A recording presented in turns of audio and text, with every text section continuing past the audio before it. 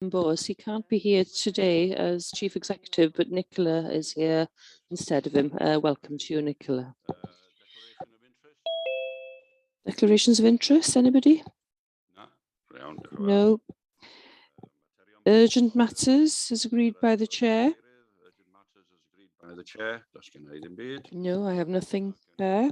So we'll move on to the minutes of the last meeting.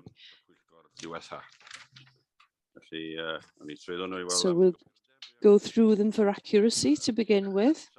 Page 7, 8, 9, 10, 11, 12, and 13.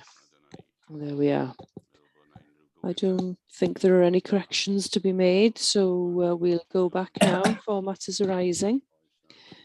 Is there anything arising from page 7? Page 8? Page 9? Page 10? Page 11? Page 12? And page 13. So there we are, no matters arising. We had a meeting before the Cabinet regarding the MAVOD issue, and it's good to hear that there will be some action by February next year. We'll move on now to agenda item number 5, which is the corporate plan update, and Councillor Julia Thompson-Hill is here. Is Alan Smith here? No, Yolo McGregor. It's Yolo who will be ably assisting me today, or not doing all the heavy lifting, I should say. Just going to give a very quick introduction to the paper that's before you. This is the Q2 update in terms of our corporate plan, and of course we're now nearly at the end of the current corporate plan period. So hopefully you should be familiar, but with the format of the detail that's in the report. So I'm going to just restrict myself before I hand over to Yolo for a bit of the detail to some general points now, seeing as we are getting towards the end of this corporate plan. And I would say that we have, generally speaking, delivered on the vast majority of what we said, identified at the beginning of the corporate plan that we would actually do. Some of the individual projects may well overrun from a timescale point of view, simply due to the impacts of COVID, but they will be delivered, albeit slightly late. And I think it's fair to say that it has been an ambitious plan. So it's no particular negative that a small number of the projects have either not been delivered, or actually it shows the strength of the plan and the process in place that we've actually during the course of the plan amended items. Were obviously included things like the climate change agenda, and incorporated that within the plan as well. We are also in a process of going through learning the lessons, what went well, what didn't necessarily go well, and starting to look forward to what a new corporate plan might well look like for the new council. In terms of the summary on the papers, you'll see that in terms of the measures, there are 2 which remain as priorities for improvement. They're the ones which have been reported as such for some time, being the connected communities and young people priorities.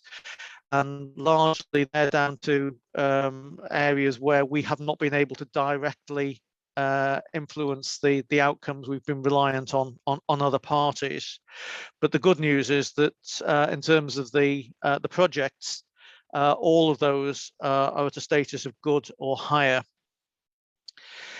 And the corporate, just to reassure that the corporate plan board that's in place continues to monitor the delivery of the plan going forward, and to transition into the new corporate plan as that happens.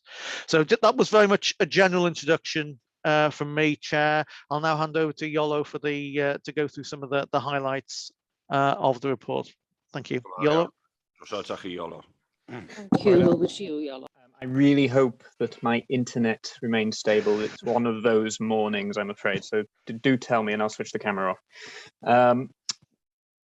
Broadly, I just wanted to say that, so you'll be aware that our annual performance report that I last brought here introduced some new elements because of the Local Government and Elections Wales Act. We've made the decision to keep those elements in our quarterly performance reports because they will really help us when we get to the end of year reporting. But it does make this report a far more comprehensive entity. We now routinely are looking at everything that is going to our primary committees and reporting on those. And we're also looking at news items that we've released or where we've been reported. So we're trying to bring in far more detail into these reports to try and give a better picture of our performance beyond the corporate plan, really. So just to give a very brief overview from my perspective, I think within the housing priority, SARF remains an issue. The numbers have come down very, very slightly, but very little movement at all, really. Within the connected priority, I would say overall, it is what it is. You know, it's mostly stuff that is out of our influence when it comes down to broadband. But the travel project is one area in particular where I think we would agree, or certainly the board has expressed a view that we would have liked to have had more progress by now. The resilient environment priorities, broadly, I have no concerns about. They are both delivering excellent projects and there is work. Within the young people priority, I've highlighted in the paper continuing issues with difficulties around data, lack of national data around performance of schools, which makes it difficult to make an assessment. And for those measures that we have actually reported in this paper, we've seen slight moderate improvements. And then finally, the corporate health section, which is the new bolt-on, the big section at the back. Again, actually, I have less concern this time than I did when I initially wrote the APR, the annual performance report.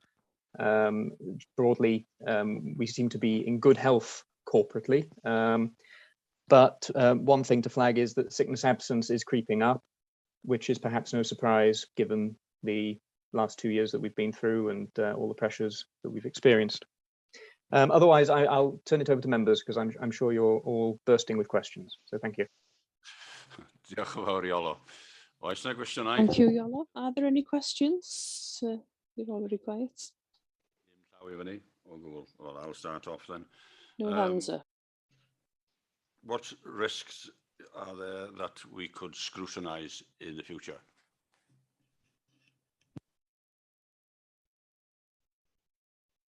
Answer that one. Do you think there is one of areas that we could scrutinise in the future? Well, I mean, as I highlighted, the SARF register is an area of continuing concern for everyone, but I'm not sure if Scrutiny have already asked for a paper on that one. It is, as I say, broadly a very healthy report. And I know, my biggest area of concern, because I work with the service, is around education and young people. But that's, again, issues out of our control. It's around the difficulty that there is no national data to scrutinize. And I know, again, Scrutiny have already received several reports and updates from education on the position in schools. So I will have to leave it to honourable members on the committee to scrutinise the data, I'm afraid. Yeah, I thought I'd throw that one in to begin with. Martin, diolch yn fawr I chi, Martin. Hi, Mr. Chairman. Yeah, just a couple of points really, and they're points rather than questions, I suppose. Although one may be a question. We're aware that obviously British Telecom and Openreach are switching off their copper delivery service before long. I have concerns in my area that some of my communities are still not getting fibre, and so of course there will be issues there. We've also seen, obviously for logical reasons in many ways, the removal of most of our telephone boxes now because they're not being used. But sadly, if copper wires disappear, they may have been actually a factor that would have been a positive thing at the moment. But can I ask, are we looking at, I'm told that residents can get batteries to boost their systems, although there is a short life expectancy. Is there any chance of us getting perhaps somebody from BT or whoever to come and talk to us as a scrutiny committee about this changeover from copper to fibre? And because that would be useful, especially in rural areas where if power is not necessarily always on, and if they lose that power, then some of them could actually be cut off. So I'd like to possibly suggest that. As Yola says, a lot of it's pretty good, and I must admit, in my own ward, I've had a report from our broadband officer, who I hasten to add is excellent, and he's come around the community councils to talk to them about the broadband take-up. Most of my communities now, I'm pleased to say, actually are being upgraded or have been upgraded to fibre. Some of them are on some of the even better levels of service, but I still have 150 residents, and I have their names and addresses, who actually will not be getting superfast fibre service and have very low levels of broadband coverage. There are schemes, I'm aware of that, Mr. Chairman, but sadly, most of these residents live at farm tracks and on their own and have often no near neighbours to get together to take advantage of the scheme. So I just make that statement as well. I just come back to affordable housing. I've raised this before. The average salary used to estimate the affordable housing in a particular area, or the cost of affordable housing, the way we use that average salary is not fair to residents who live in certain parts of the county. I've used the analogy before that a farm worker in Clanarman will be on more or less the same salary as a farm worker on the outskirts of Rhyl, but sadly, a farm worker in Clanarman will have to pay a lot more for his affordable house than a farm worker on the outskirts of Rhyl, because the average salaries in this part of the world are higher because of the number of people who work, in professions, managerial roles, and who work in places like Manchester, Chester, Wrexham, and they commute from this area. So that inflates the average salary, and that doesn't do farm workers in my area any favours. I don't know what we can do about that. I think this needs overhauling, so that the salary should be based on, or the cost of the property should be based on the average salary of the category of workers that we're talking about, not managers and doctors and etc. So I just bring that up. Dementia friendly. That's a good news report, but I just want clarification, and we have asked this before: are all staff being trained in dementia friendly routines, and are they looking out for residents who may have problems, and what is the system for reporting that? And I've used that analogy again. If an electrician goes into one of our properties and does a job, and he becomes aware that perhaps the tenant is not as well as they could be, what is the process for reporting that down the line? Thank you. I obviously read all of it. Well done, Diolch Martin. Anyone of the officers want to come back? Iolo? Thank you, Martin. You're cracking up, Iolo. the point, you know, You're cracking up, I'm afraid. am I coming through? Are you able to hear me? Sorry. Yeah, better now. Yeah, okay, I've switched the camera off. So again, thank you, Martin, for the points. I agree entirely with the issues you've raised. You know, the affordable housing issue in particular has really come out of our county conversation work in preparation for the next corporate plan.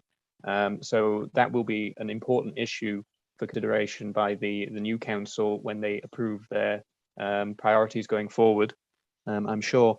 And with Openreach and particularly the 150 houses that you say are not on superfast broadband and the issues of rural tracks and all that, all I can suggest is that you please continue to work with our digital officer. I would say as well that we are looking to employing a second digital officer with funds from Cadw and Welsh Government.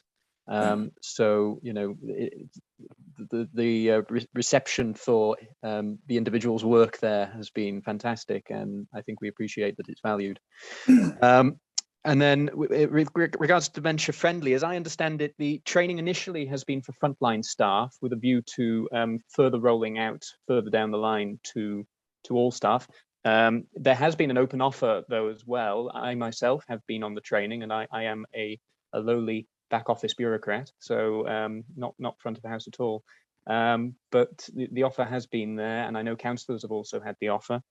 And in terms of a system for reporting, I'm afraid I'm unfamiliar with that. I don't know, perhaps if Nicola is familiar with arrangements there.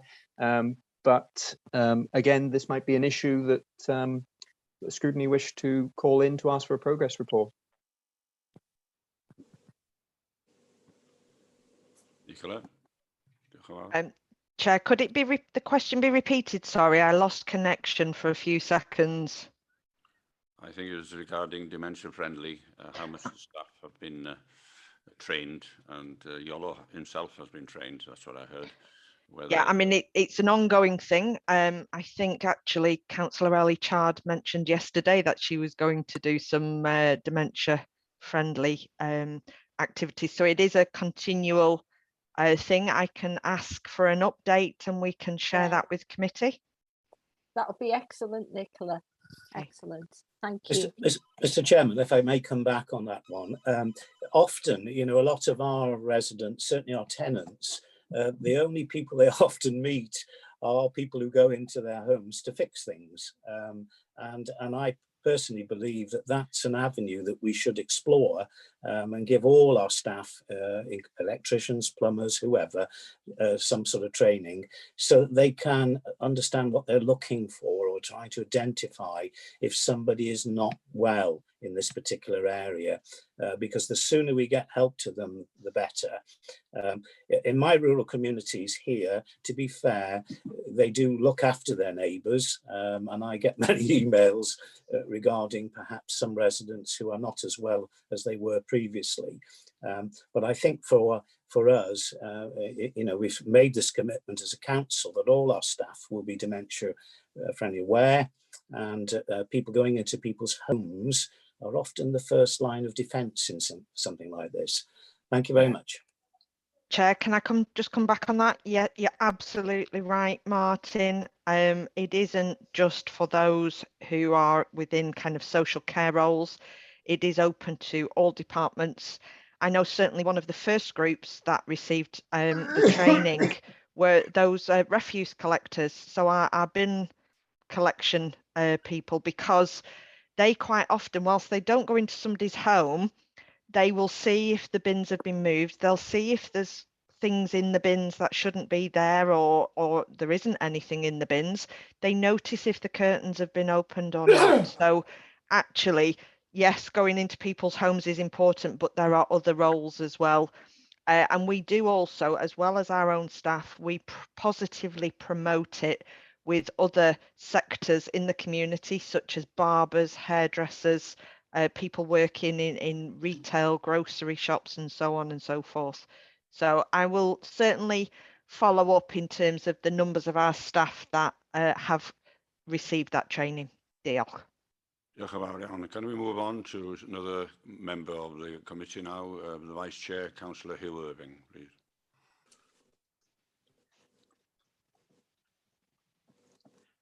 Good morning. I recollect that in the previous council, when I was a lead member for communications, amongst other things, there was a project funded by Welsh Government and I think the European Union as well. And we were the host authority for this project. And I'm sorry about this, but for the life of me, I cannot recollect the acronym it went by. It wasn't SARS, but it was a similar sort of set of initials. But it was all about what we've just been talking about. We're providing training across North Wales, fire brigade, ambulance service, all the services, local authorities, to provide training for staff to, as Nicola has just explained, to identify issues that they may come across in their working day. Now that project came to an end. I think it was 2 years or 3 years. Nicola may recollect what the project was entitled. No, she can't. And I just wondered what had happened to it. That was all, because it's sort of there were several officers assigned to this project. They worked from the housing department in Brighton Road in Rhyl, but they had a North Wales wide remit, and we had lots of meetings and training courses and all sorts of things like that. But it seems to have, once the money stopped, it seemed to have sunk without trace. I just wondered if Nicola recollected it. I don't remember the exact acronym, but I kind of recall what you're describing here. It was signposting to, net problems. What we do have is we have a cycle of Welsh Government grants that are quite often renamed, rebadged, and therefore appear as new money when actually it's the money we've had the previous year that we just roll forward. So we do have a regional dementia strategy, and that is something that continues to roll out. Exactly how much the funding is to support that, I'm not entirely sure. But I can look into that and provide you with more detail, Councillor Irving. Thank you, Nicola. Thank you.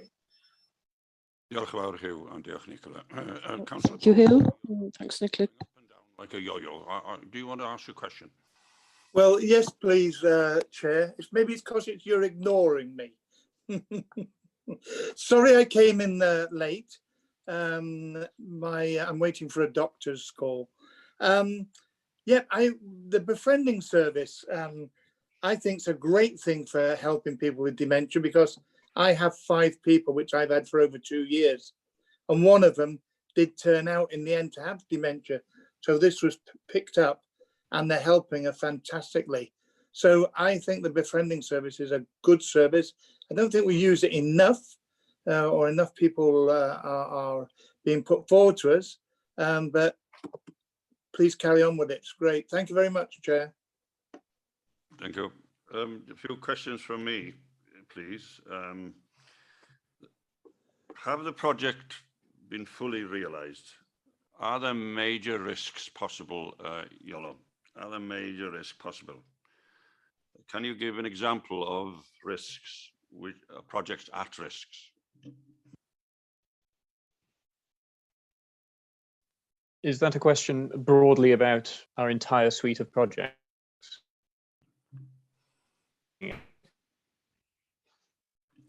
For example, you haven't put anything about the Welsh language or the Welsh culture, which is part of Denbighshire. Is that a risk that you could possibly put in because of what's happened with COVID? There are people who are now not going to places where they can speak Welsh together. Is that a risk within Denbighshire or not? Sorry, Chair, I did miss the first part of your question. I'm afraid my internet, I've had to switch the camera off again. Right. The fact that we've had COVID has Yes. affected Welsh culture and the Welsh language because the way that the language is spoken is when we are together. And this hasn't happened within any part of Wales lately. But there's no mention of Welsh culture, which is part of our corporate plan, at all at risks in this. Is this something that we could have looked at?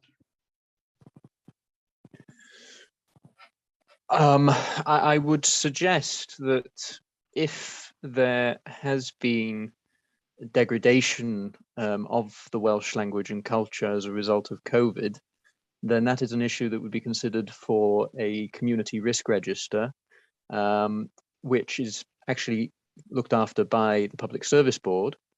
So that's certainly a consideration that can be put forward to them. But more than that, our well-being assessment work that we've been trawling through over the last few months as a team, my colleague Emma Horan in particular has done wonderful work to update the Conwy and Denbighshire well-being assessment. There are sections within that specifically focusing on culture and heritage. And I will certainly have a conversation with her after this to see whether we've reflected the impact of COVID on Welsh language there. Diolch yn fawr. Also, you.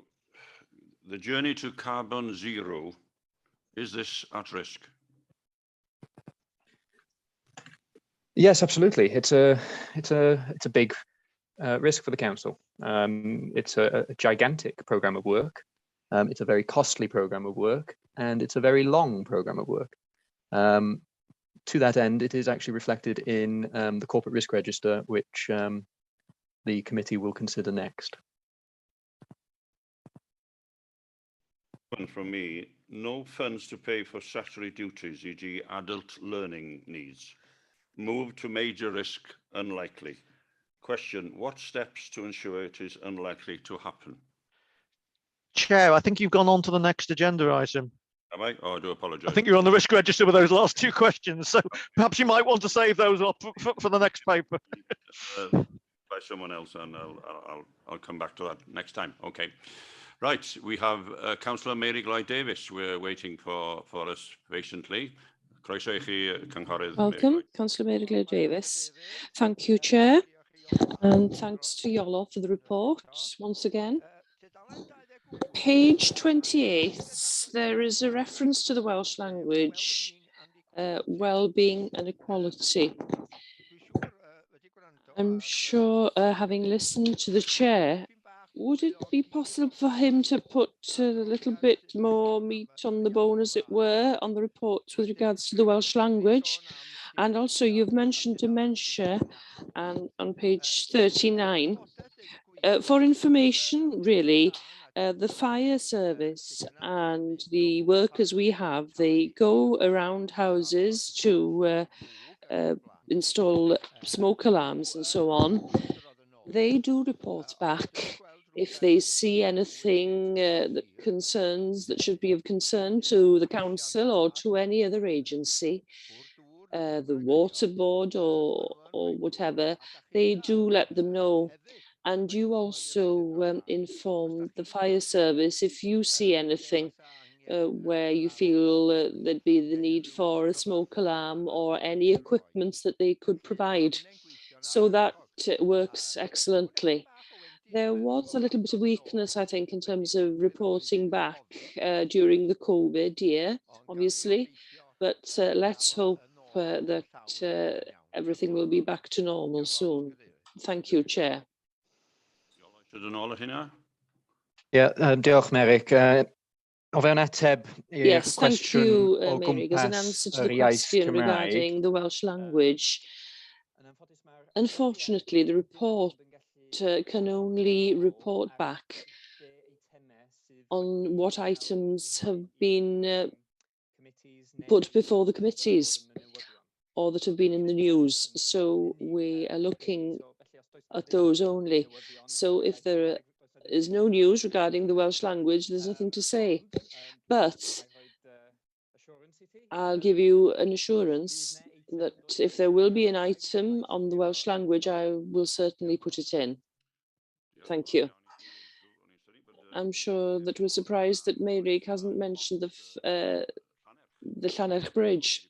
This has been before Cabinet recently, and we do hope that the Welsh Government will give us that funding, the £7 million. I don't suppose you can answer that, but that is a risk that we have between Trefnant and Tremeirclion in the future. Any other questions, please? No. Very good. So that was quite a simple one for Julian and Yolo. So we'll move on now to look. Oh, recommendations, that's what I was looking for.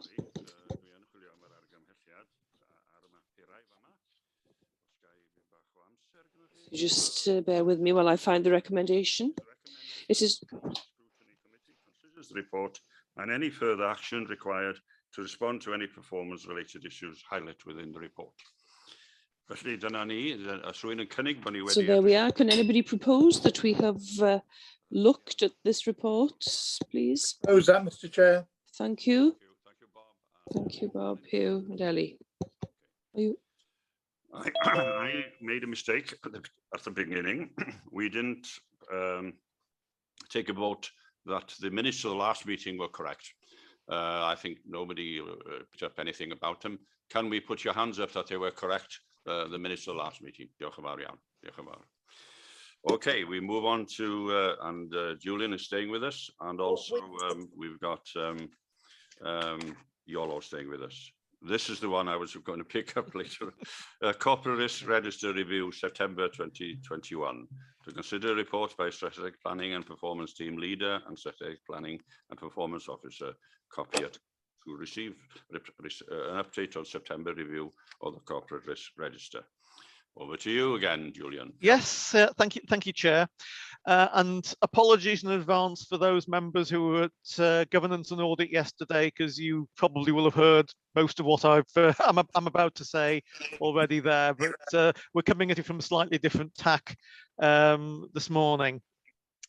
As you'll be aware, the Corporate Risk Register is overseen by CET and SLT and reviewed on a regular basis by Cabinet. As I said, it went to Governance and Audit yesterday, whose role is to assess to make sure that there are proper processes, etc., in place. And of course, it comes to yourselves on a regular basis in order to review the actual risk elements themselves. This time around, I'm going to focus on the summary, which is in section 4.7. I'm just going to quickly take you through the headline news before handing over to Yolo, who can give a bit more background to some of these. There have been a number of changes since the last iteration of the report in terms of either the risk owner, the risk score, or some changes to the focus and the wording of the risks themselves. And finally, there are actually two new risks which have been escalated to the Corporate Risk Register. So if I just quickly go through these for you. Risks 18 and 35 are essentially going to be merged together going forward, and the likelihood score on that one has been increased from a D2 score to a C2 score. Then risk 30, which is about senior leadership capacity and skills available, has increased in likelihood from a D3 to a C3. Risk 34, the risk about specialist care being unable to be provided locally, has increased from a C2 to an A2. Risk 36, about Brexit, the residual risk score is downgraded from a B2 to a C2, and I'm sure Yolo will touch on that one in a second to preempt what I'm sure will be a question because we had one yesterday. Risk 37 has been worded to put a much more explicit emphasis on reduction in inequality and deprivation. Risk 43, and I know Chair might have a question on this one from what you were saying earlier, the risk of unavailability of either funds or resources meet statutory obligations under the ALN and Education Act, has increased the impact score from D3 to a D2, but as I stress, that's the impact score. Risk 44, which is the one about ash dieback, and particularly in relating to a potential risk to life, has reduced in likelihood from A2 to a B2. As I say, that's specific to that impact on potential risk to life. Obviously, we know that ash dieback is a certainty in a sense. So we know that unfortunately a number of the trees within the county are going to be affected by that. Risk 45, which is the one about us being unable to deliver on council agendas.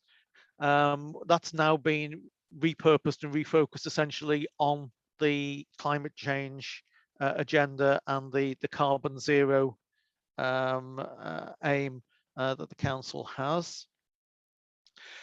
And so quickly turning to the two new risks. The first one relates to the new corporate joint committees, which are now or will shortly be in place. And in terms of the risk that those pose to the authority in terms of time and resource that we need to actually get those to work. So the residual risk score on that one has been assessed as a D3. And the final one, which again was a bit of a theme through the Governance and Audit Committee yesterday for those who were there, relates to recruitment and retention issues. And that one has a residual risk score of a B3. I should also add that all of these risk scorings are sort of a snapshot in time as of September when the report was compiled. So things do move over time. And the final point relates to risk appetite, which you'll see in the section 4.7. And you'll remember that we've discussed in previous reports that a couple of years ago we introduced as a further element to the risk register the risk appetite that we were prepared to accept for in a number of different areas. And no doubt Yolo will touch on this a little bit as well in terms of the ones where we have an inconsistent risk with comparison to our risk appetite. So I think as an introduction, I think all I want to say, and again, apologies to those who heard most of it yesterday, and I'll hand over to Yolo now for a bit more detail. So Yolo. Thank you, Julian. Welcome, I always Yolo. enjoy presenting these papers with Julian because although he says he's going to pass over to me to talk through the detail, he's already done most of it for me, which is wonderful. I would say that this is, I must also give apologies and credit to Emma Horan, who has been responsible for this risk review. Emma's done all the work with meeting with risk owners and SLT to pull together this update. It is a very comprehensive update this time, not only because we've had SLT changes in terms of a new chief executive, and that has meant that obviously Graham has now cast his eye thoroughly over the whole register as chief executive, so he has given his view on a number of them.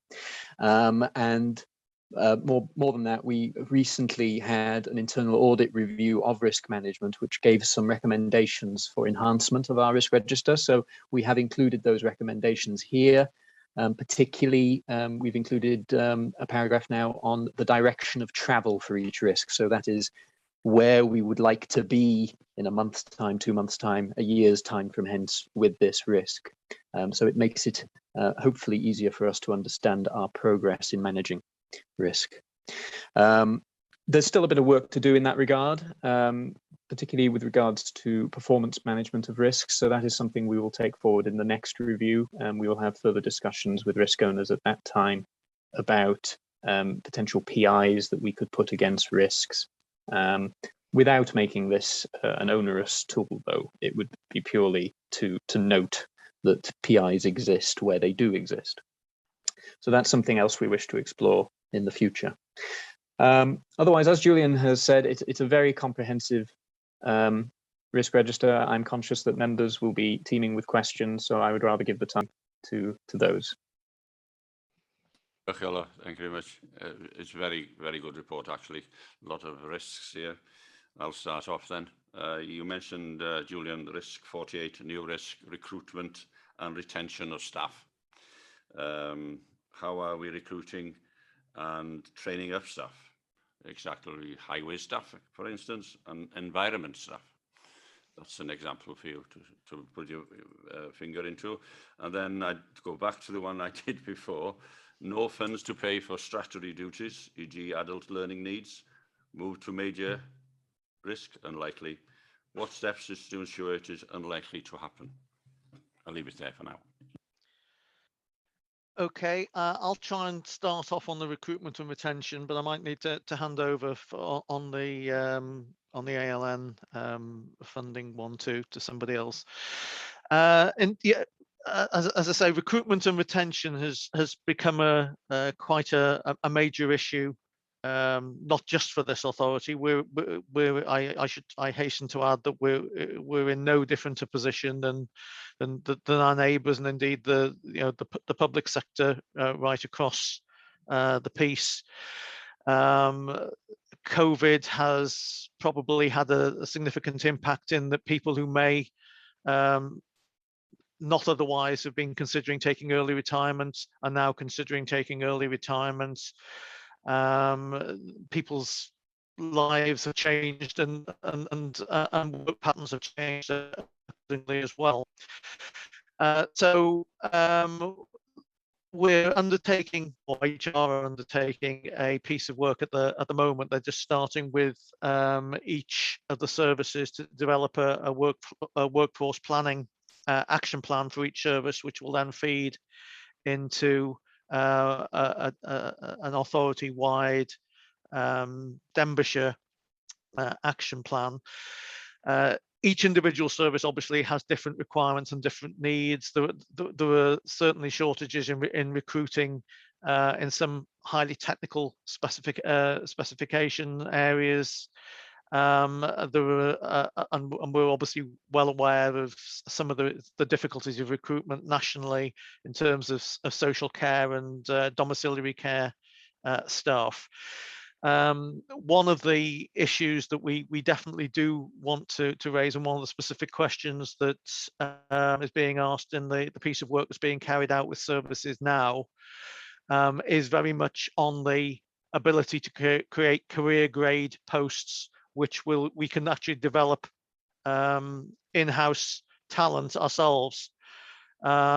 So because that's very much a way that we need to work. Of course, in some areas that can take some time to train people up, and we will still have issues in the short term.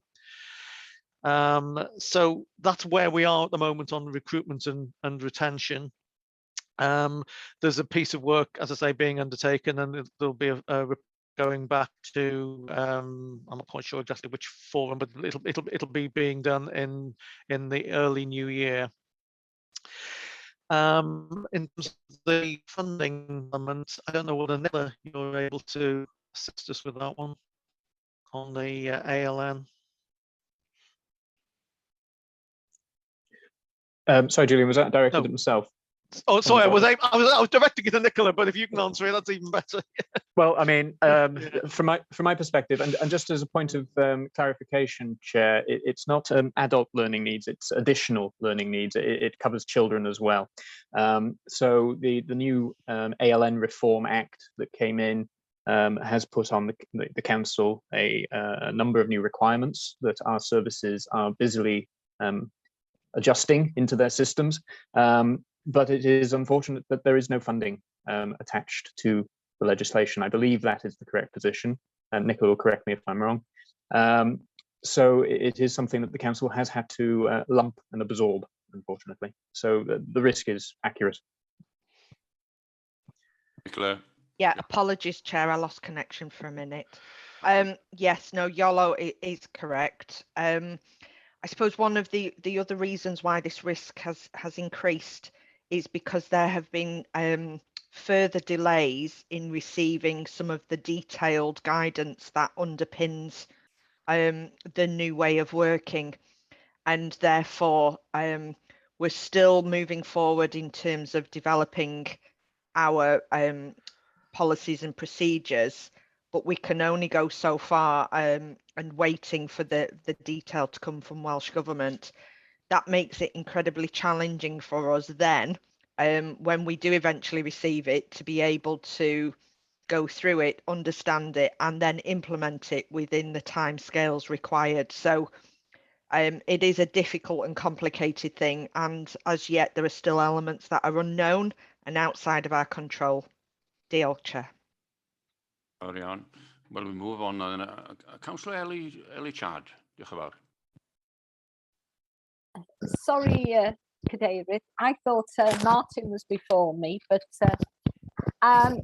there's a couple of things that I want to mention. Risk 18, the programme and project benefits. Failure to agree a regional approach to funding projects. I just want to know something about that, okay? And then also risk 31, the fraud and corruption. And I mean, we do know in this day and age, there's far more of that going on. And that's it. Thank you. Thank you. Okay, we'll move on to Martin. We'll come back to those two questions for the officers to answer later on. Martin, now then, please. Thank you, Mr. Chairman. It is fair to say, actually, that Ellie and I and Rhys had the great pleasure of reading through over 400 pages of documents for yesterday's corporate governance meeting, and this was one of them. So I'm not going to home in on all those we discussed yesterday, but there's a couple I will repeat because I think they are, quite, important. Iolo, you did say yesterday, risk 11, we have cyber attack in brackets there.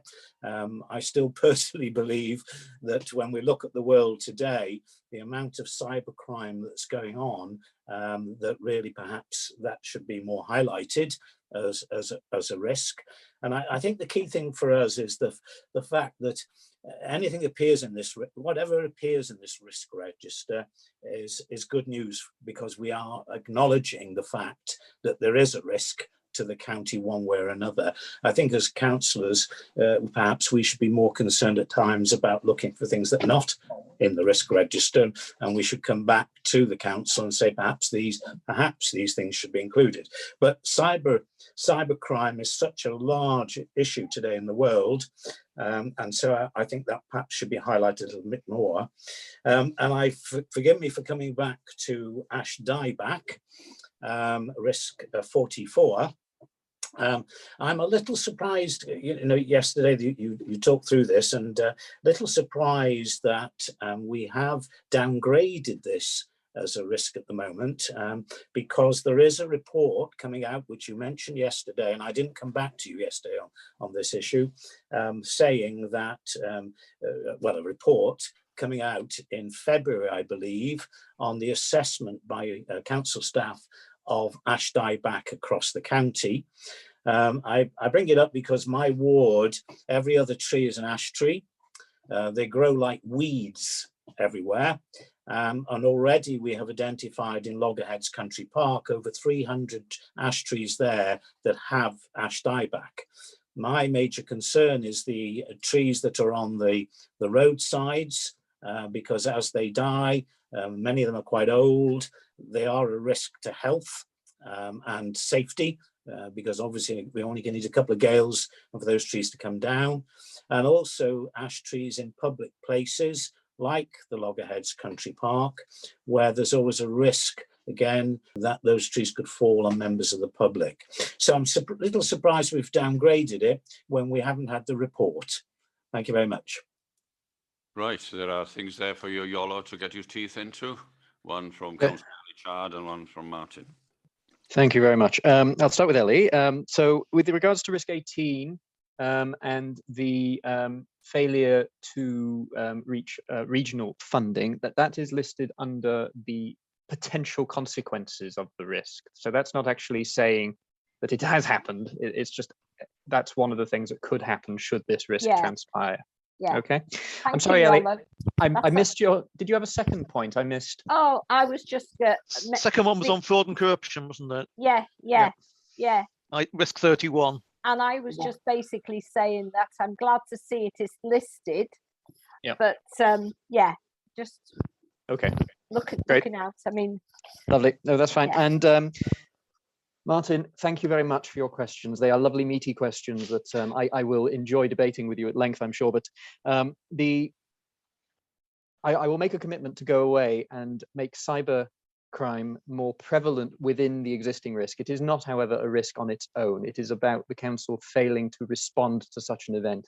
But I would equally say that severe weather is as prominent an event that can occur to us, as is, as we know, public health crisis. So, you know, it is one of many potential nasties that could happen to the council that we need to respond to. And the risk is that we fail to do so. With regard to risk 44, if I can offer some assurance, this was a brand new risk within recent memory. And I think I've always said that it was at that time one of our highest rated risks, because we simply didn't have any information around it. We didn't understand the scale of the problem. And obviously, since it has become a risk, we have funded a post to take forward this piece of work to try and understand better what are the hazards that the council is facing here. So I would guess that the downgrading there is reflective of more knowledge and officer confidence that the risk is coming more within our risk appetite, closer to our risk appetite. It is coming better within our control and understanding. However, I would stress that a B2 risk is still a critical risk, and we are still talking about a serious fatality potentially happening, or risk to life and limb. So it is still very much a serious risk, but we would expect for these risks to their residual risks to be downgraded as we get more control of the problem. Mr. Chairman, if I could just come back, thanks very much, Charlotte, for that. And I'm looking forward to receiving the report for my ward when the time comes, when it's published in February. The other issue, of course, with ash dieback, it's not just the risk to life and limb, it's the financial risk to the county as well. If we have to remove thousands of trees, in my ward it could be at least 500 plus more, we don't know until we see the report, then obviously there's going to be a considerable cost involved in that, with road closures, etc., etc. But thanks, Yolo, thanks for your update, and yeah, I look forward to debating it with you at length at any time. Thank you. Thank you, Martin. Martin. Can I come Thank you, Martin. this possibly? Is having Civica trying to terminate their contract with Denbighshire a new risk? That's number one. Is the loss of European money a risk, since the one-off levelling up or levelling down, as some people say, levelling up fund gives us about 10 times less money per annum? In terms of, I'll try and pick up the Civica one. As members probably will be aware, Civica have for a number of years operated on our behalf our revenues and benefits service, and I have to be honest, it has worked exceptionally well, and the local staff that we've been dealing with would say exactly the same thing from a Civica perspective. However, as a multinational company, they take decisions at much higher levels, and they've decided that they wish to withdraw from the type of partnership arrangement that we currently have. It's no reflection on our individual partnership. And a piece of work is underway, and the project board is in place to bring forward, what we will need to do to take that forward in a different manner. That will be I suppose it's one of the points that I probably failed to make in my original one, that the corporate risk register doesn't sit here in isolation. It's part of a hierarchy which includes service risk registers. And the Civica one will certainly be on the the finance service risk register. Certainly at the moment in time, until the piece of work is carried out, I don't think it would need to be escalated to the corporate risk register.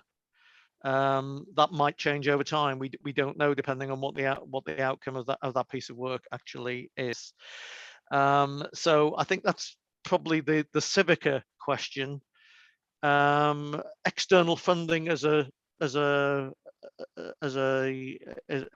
wider subject is probably picked up in some of the other risks, but I'm not quite sure which one, Yolo. Thank you, Julian.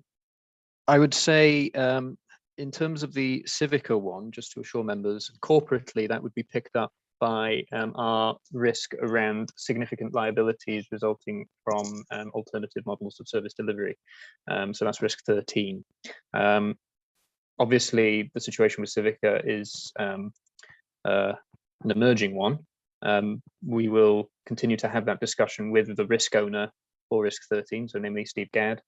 And in our next review, we will reflect any developments there. But as Julian said as well, yes, it should be on the finance risk register, and I will double check that that is the case. In terms of the loss of European funding, there is actually, yes, it will be covered within the financial risks in the register under Steve Gadd. But there is also at the moment, and only for the meantime, a separate Brexit risk register that Cabinet and SLT have been monitoring. We are now at a point where I think a separate register for Brexit is no longer justified. As you've seen in the corporate risk register here, Brexit has touched on a number of these risks. We have a new one around recruitment. The financial elements will be reflected in here as well. And I want to do a piece of work between now and February, the next risk review, to essentially dismember our Brexit risk register to make sure that we have taken account of any risks that remain within it. However, there are very few that remain risks. For the most part, we are now dealing with issues. Brexit has long happened, and we are dealing with the fallout from it. So there's one particular risk that I have in mind, which relates to European funding, and that's I think there are at least 2 areas that are funded by ESF funding in Liz Greaves' service and in education, the TRACK project. They represent significant risks for us if those projects are scheduled to close when the funding ends in September 2022. But I know SLT are actively looking at those projects and looking to some stopgap funding potentially. So just to reassure the committee that everything is being considered as best as we can. Diolch yn fawr, Julian a Iolo, ardderchog. Chair, my apologies. I unfortunately have to leave for another meeting I can't get out of now, but Iolo will stay for the rest of the debate. And if there's anything that I need to be apprised of, I'm sure he'll do that after the meeting, but my apologies. Diolch yn fawr, Julian. I understand you're a busy man. Well, diolch yn fawr, yeah. Can we go to Bob? I do apologise, Bob, but I never see your hand. Pardon? Is your hand up again? Yes. Are you not concentrating or what, Chair? No, I am, which I don't see. Right. Could I go on to staffing and officers leaving? Many of them are going on to other jobs. We know that. And what are we actually doing to try and retain them? Is it that they're going away because there's better paying conditions? I know 2 of them have gone away for better pay and conditions. And it does worry me that when they do leave, we don't seem to have replacements, and we have quite a few officers that have left lately, and we haven't had replacements for them. This to me is a major, major worry. Thank you very much, Chair. Yolo. Chair, can I come in on that one? Oh, sorry, Nicola, of course you can. No, that's okay. That's okay. Yes, a good question, Councillor Murray. And we do always see an element of turnover. And I think, you know, to a certain extent, that is a positive indictment of the fact that we invest in and support our staff, their continued learning and development. However, obviously, you know, it's important that we do also retain staff as well. So it is a mixed picture. Yes, some people have left for other opportunities, promotional opportunities, different roles, responsibilities, different salaries. And then others have also decided to take early retirement. And I think, you know, to a certain extent that, you know, is come about as a result of the last 18 months and people having experienced different working environments. That's not unique to Denbighshire, I have to say. It is being seen across all local authorities and all sectors of public service as well. We are very mindful of this, which is now why it is on our corporate risk register. It wasn't there before. And it is something that we are looking at and we are discussing through SLT and through our middle managers, and HR are very aware of that. In terms of why we don't replace people, more often than not, the notice period an individual gives us when they leave is significantly shorter than the time it takes for us to start and complete a recruitment process. So there is inevitably going to be a gap between somebody leaving and us being able to replace like for like. That being said, when people do leave, there is an opportunity, and I think it's only right and proper that we look at whether or not that we want to keep the post as is, or we may want to adjust the role and responsibilities, or look at a different way of delivering those areas of responsibility. So, you know, as you mentioned, Bob, there have been some vacancies where we haven't immediately gone out to advertise for permanent replacements. Again, I think it's a positive indictment of us as a council that we have excellent middle managers and we have confidence in offering interim step up opportunities for many of our middle managers before formal decisions are taken to go out and recruit to those posts. So I can assure you that where posts are vacant, that the Chief Executive team, Graham, myself, and other members of SLT absolutely step in and support covering either those vacancies or supporting people who are in interim roles to ensure the continuity of service delivery and the safety of our frontline services. I hope that answers your question, Bob. Deal. Chair, can I just ask, I understand what you're saying, Nicola, I really do. But having worked in the outside private sector, we had what you call managers and assistant managers. These assistant managers were trained to take over from the manager when he left. And I don't think we are doing that. I know we have plenty of people behind the one that's in the officer that's in charge, but we don't seem to specifically have somebody, as I say, an assistant manager, to take over that job. And I think that's where we fail. Thank you very much. Diolch yn fawr iawn. All right. Mae gen I un o tu allan i'r I've got one member from outside the committee wishing to speak now. Councillor Gwyneth Kensler, welcome to you. Thank you, Chair. Could I just follow on to the discussion regarding retention and so on? Is everybody given the opportunity to have an exit interview? And what happens to them if those take place? Are we able to learn from those? And my other question was the North Wales Corporate Joint Committees.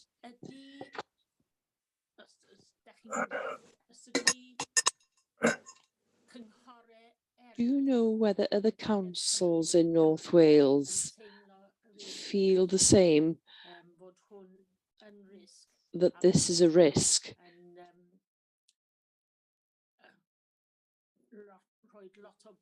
And that it puts a lot of additional pressure on our staff. So those are my two questions. Thank you, Gwyneth. Iolo? Did you hear the questions? Yes, thank you, Gwyneth. Regarding the first question and the exit interviews, yes, those do happen. I know myself when staff leave, I have held interviews and have then sent the feedback on to HR. And regarding the corporate joint committees, yes, the 6 authorities of North Wales work together on this. Gwynedd is taking the lead at the moment, but I believe that everybody is concerned about this. Thank you. Now, this is the final question now from Councillor Martin Holland, and then we'll bring this item to a close. Thanks to Iolo. Thank you. Thank you, Mr. Chairman. One question to ask again. Yeah, to answer again. Just one issue. Now, I know Julian has already mentioned that there will be a report on this in February time, I think, on retention of staff, etc. I raised this yesterday in corporate governance. I'm also concerned that we're losing a lot of good experienced staff, and I noticed in the last few weeks that when I've emailed certain staff, I've got an email back saying now they're only working 3-day weeks in preparation for their retirement, and at least 3 have come back on that basis. So I think the importance of this report is, it is critical. We do need to understand why people are taking early retirement. And I think a lot of it is to do with COVID. I think it's a lot to do with the way we've been working. And I know I would also, ask the question that they look at things like, the retention of young staff, because training is so important. And most of the training that I recall as a junior member of banking at my time was on the job.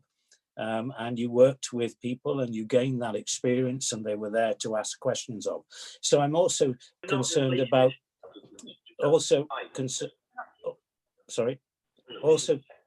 concerned that, are we retaining younger people as well because of our different working practices? So I just leave that with officers to perhaps include in their report. Thank you.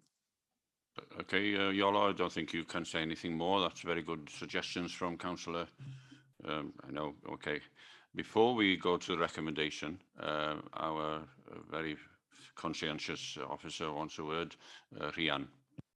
Yeah, just on what Councillor Holland raised there, if you look at your work programme going forward, and I'll come to this under the work programme report, in January you've got a report listed on staff absences and turnover in Denbighshire, and that does go into the workforce planning work that's taking place at the moment.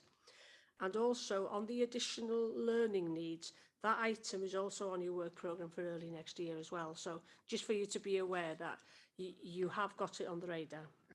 Diolch yn fawr iawn, Rhian. Arbennig. Diolch yn fawr. Thank you, Rhian. Excellent. The Performance Scrutiny Committee has considered the amendments to the Corporate Risk, Appendix 1, the status of each risk against our risk appetite statement. Can I have someone propose that we have done this work? Diolch i Iolo. Thank you, Hugh Irving, and thank you, Peter, for seconding. Are we all in agreement? Diolch yn fawr iawn. Diolch yn fawr iawn, Iolo. Thank you. Thanks very much, Iolo. We look forward to listening to you again in the future. Thank you. Right, we now go to a break. Is that right? Yeah, it's up to me. What do you think? Do you people want a break or not? You want a break, do you, Ellie? All want a break. Okay, we'll have a break for about 10 minutes. We'll return at 11:20. Diolch yn fawr. And we move on to item 7 our agenda. Arweinydd yn hwn ydy cynghorydd Hugh Hildis Roberts, Head of Communities and Customers. Hefyd, sef Liz Grieve. Beth sydd yn blaen ni, yr argymhellion, that the committee considers the content of this report and, if appropriate, identify any areas that require scrutiny. Felly, da chi'n edrych ar C3... Mr. Chairman. 3-6. We're not getting any translation sorry. at the moment. Okay, Sorry. sorry. Okay, thanks. C3C, sorry. We'll start again. Just a trial run. Thank you, Martin. Thank you very much. So we're welcoming Councillor Hugh Hildis Roberts here, and also Liz Grieve, Fiona Angharad, and we're also looking at C360 Customer Relations Management, item number 7. So we'll go over to who's going to start? Is it Hugh or Liz? Good morning. Hope you're all well. Yes. So obviously the paper's before you, so I just want to give a bit of context into about and steer what we wanted to steer the discussion around today. I want to be very clear that the paper before you is about the CRM system. So that is the function of how the information is recorded, not the function of how the services use the system. They are two distinctive differences, and I want to keep that focus throughout the discussion if we can, please. So as you know, the system has been with us since roughly 2018, and it has evolved along the way. We have had a rollout of staff training, which 90% of the staff have taken up. We've had a rollout of councillor training, which we've had 14% of councillors take up. We've had a long understanding of what the system can do, which is, for example, which is really important for people to remember, is that if you have a query at any time of day, 24 hours, if you self-serve, so if you log on onto the website, you can always log on a customer service query. However, if you, for example, at 6 o'clock on a Friday, email customer services, that obviously won't be logged on until the following Monday. So when if you do something over the weekend, you get your report on a Monday morning and you've emailed customer services, it won't show on your report. But if you self-served, it will show you on your report. So what we've done really is the improvements of the single contract management system. So there is no longer a separate back office system, which used to be. As I said, it's accessible anytime. So even if you are, on a Saturday morning, you get harangued by an angry resident, you can log it there and then. And what this has the ability to do, it actually makes our frontline staff more efficient. And although we identify that there is situations where we need to improve the input from frontline staff into the system, and I want to give a real life example of how this has improved over the last few months, is that one of our services have employed a person to manage the CRM system. Because what would happen if an officer goes away for 2 weeks and they are the delegated officer for that area, let's say potholes, for example, but they're away on holiday. Previously, that was left for 2 weeks. Now there's a person that is fundamentally, if you like, issues the ticket out from that department. So therefore, we're able to meet the 10-day turnaround. And I think it's really important, as we stand today, for councillor queries only, we have only 10 outstanding. So over and above the 10 days. And 4 of them are basically, we need to sort out because they haven't been done. But 6 of them are left open because there's further work needed. Also, as a council overall, we have 84% closed, and that includes all staff as well. So that's a positive where we have been in the past. I think it's always difficult to understand a CRM system if you haven't worked with one. And I can say that I've worked with a few CRM systems in the past. This isn't the all singing, all dancing, but if you wanted that, you'd be looking at the cost of £2-3 million for organisations that I'd be working with to implement it. So I think it's great that we have a live system. I think it's one of these systems that it's not always perfect because we are dependent on users inputting it in. But as a framework, as a system, it does the job we need, which allows us to report 24 hours a day on issues that we have for our customers. And it gives us a customer contact base that works with a call centre and doesn't require duplication like we had in the past. So it's a big step. For those of us who remember Lotus Notes, when we first started in the council here, it was very, very archaic at those times. We've come on a long way, I think. It talks to the system. You wake up on a Monday, you've got a report there. And, you know, it's not perfect, but it's far more positive than we have been in the past. So that's just a sort of brief introduction. I'm sure Liz has got to add something, or I'll leave it with you, Liz. Diolch yn fawr, Liz. Borodar Pawb. I've seen that Maywick's got his hand up. Do you want to take that question first? It's not part of this committee, so you go first, please. Okay, all right, thank you. So I'll take you through the key highlights in the report, if that's okay. So we're on page 181 of your pack. So we've been asked to come to scrutiny to enable you to fulfill your scrutiny role in relation to the Contact 360 system. And so we've put quite a lot of work into reminding you of the background and where we are now, and also some notes of where we want to go going forward. So the system that we had before Contact 360 was LA CRM. It had gone past its life. It was no longer supported by its owners. It was becoming quite a risk in terms of ICT security and was no longer fit for purpose. So we had to look for a new system, and Contact 360 was the system that was chosen. Now, there were a number of benefits to having a new up-to-date system, and those included some efficiencies in how we respond to inquiries. So where with the LA CRM system, an inquiry would come into the organisation, an officer would have to take the inquiry, put it onto a Lotus Notes and follow it through. There was no performance reports attached to that, so we really didn't have a good idea of how well we were doing as an organisation in responding to our customer inquiries. We also were not very efficient in being customer focused, in order for customers to be able to register their inquiries and also see where their inquiries are up to. And this is an area that Contact 360 has improved for us.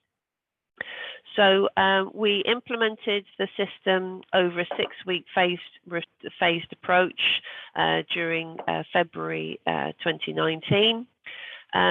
We have 60 active service request forms.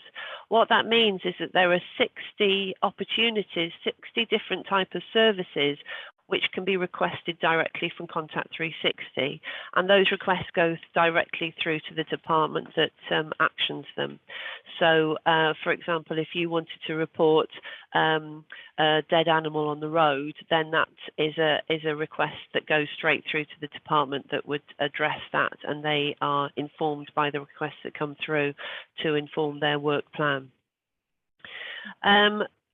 As part of the implementation, we quickly established some areas that we thought would improve experience for our stakeholders. So we developed a weekly report which Hugh's already mentioned. You as councillors get a weekly report to show what your outstanding inquiries are. Each weekly report will have open inquiries and inquiries that were closed within the last week. We have put our complaint system, Your Voice, that's now on Contact 360. We have updates, automated updates to customers when an inquiry is complete. And of course, we have the customer portal where people can, as they say, self-serve. We, as part of the rollout, we did training. So we had some member training and we had some officer training. On the whole, they were well attended, but we followed up with some bespoke one-to-one training.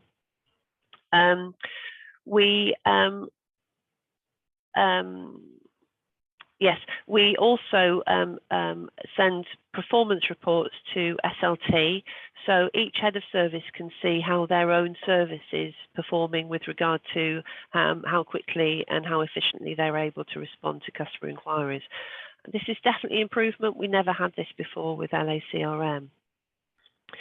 So there are some improvements that Contact 360 has brought in, and there are also some challenges. So the improvements we've highlighted in page 183 in your pack. So we have a more efficient working practice. There's less handovers from one officer to another, which doesn't add any value.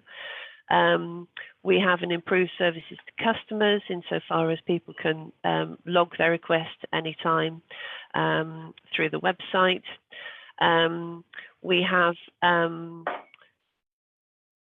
the contact centre are able to take, if they have a phone call with an inquiry, they're able to take exactly the right information that's needed by the services so the services can respond. So there's not so much toing and froing asking for details of inquiries.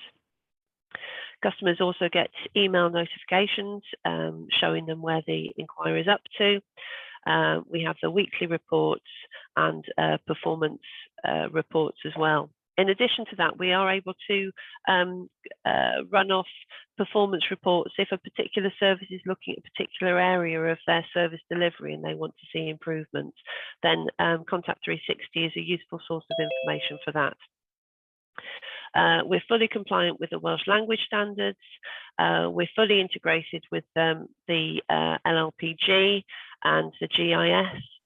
Which means that our mapping systems are integrated with Contact 360 as well. However, we do have some challenges, and a lot of you are aware of a number of those, but some of the others are listed here on page 184.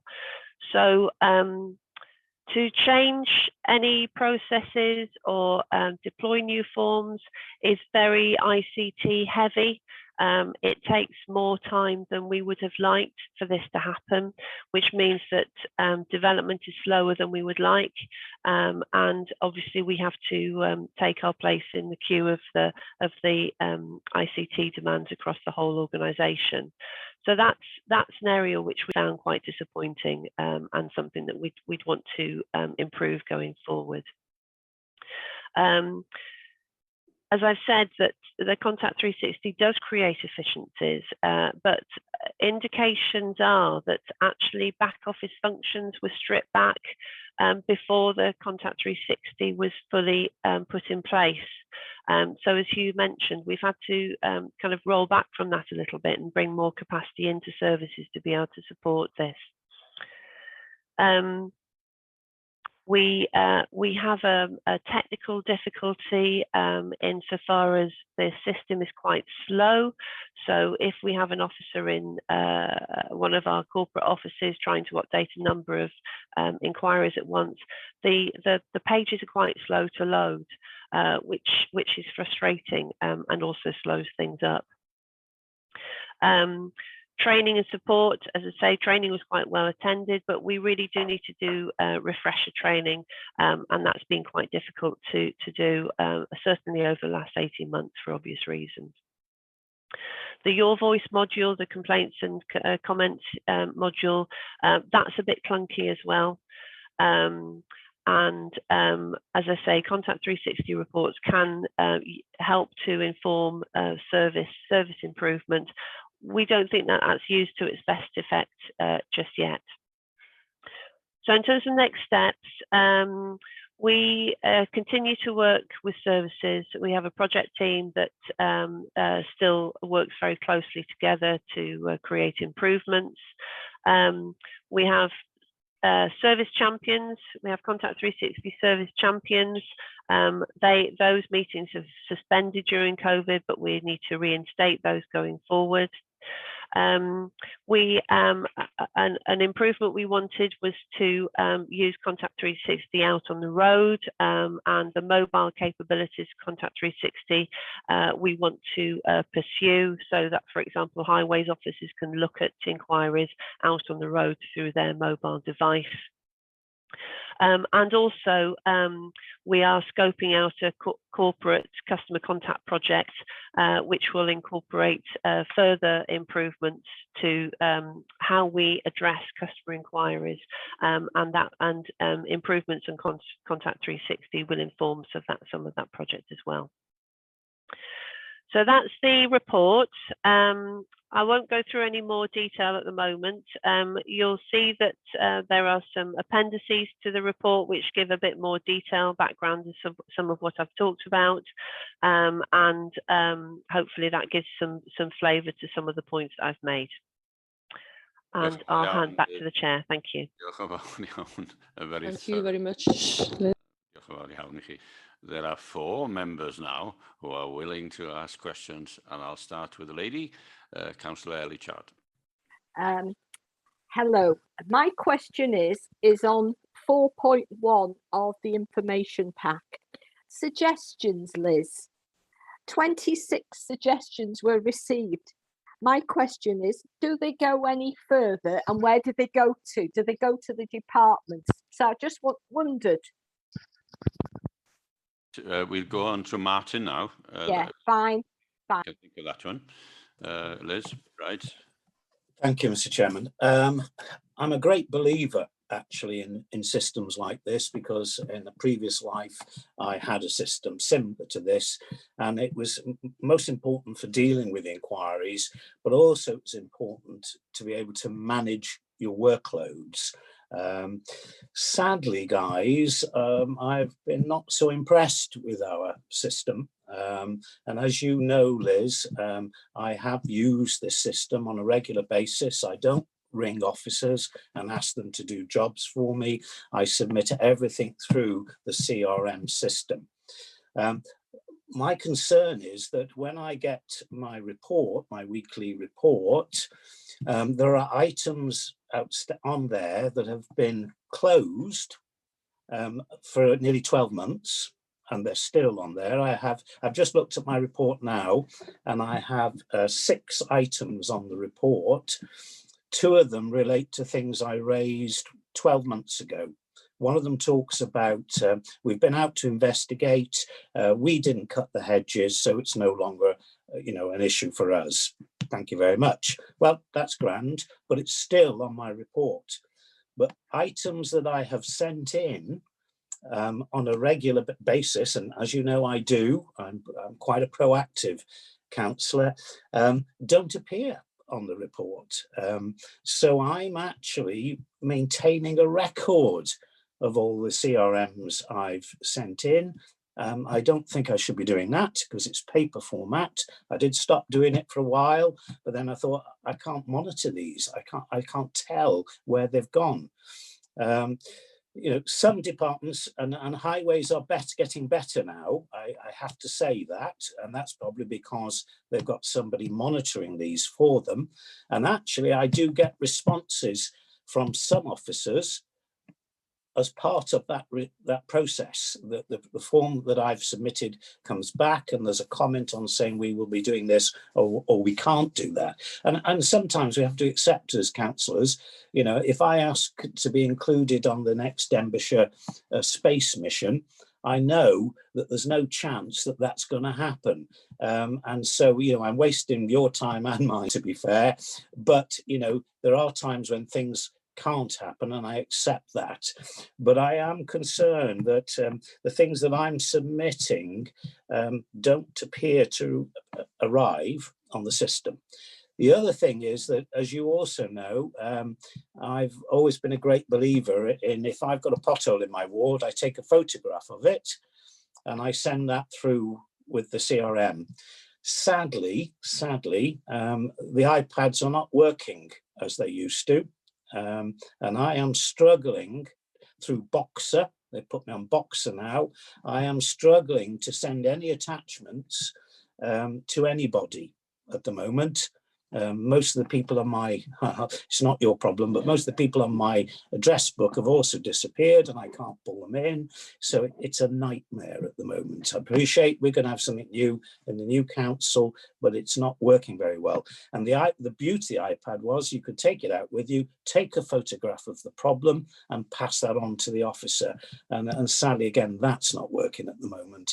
So I'm sorry to be negative because I do think it's important to have a system like this, and from a work management point of view, I'm just concerned if things are disappearing and I'm not getting a response, and then I'm having to chase them again.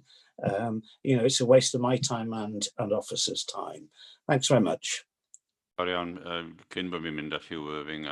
you very much. Before I move on to Councillor Hugh Irving and Councillor Andrew Thomas, could you answer Ellie and Martin's questions, please, Liz?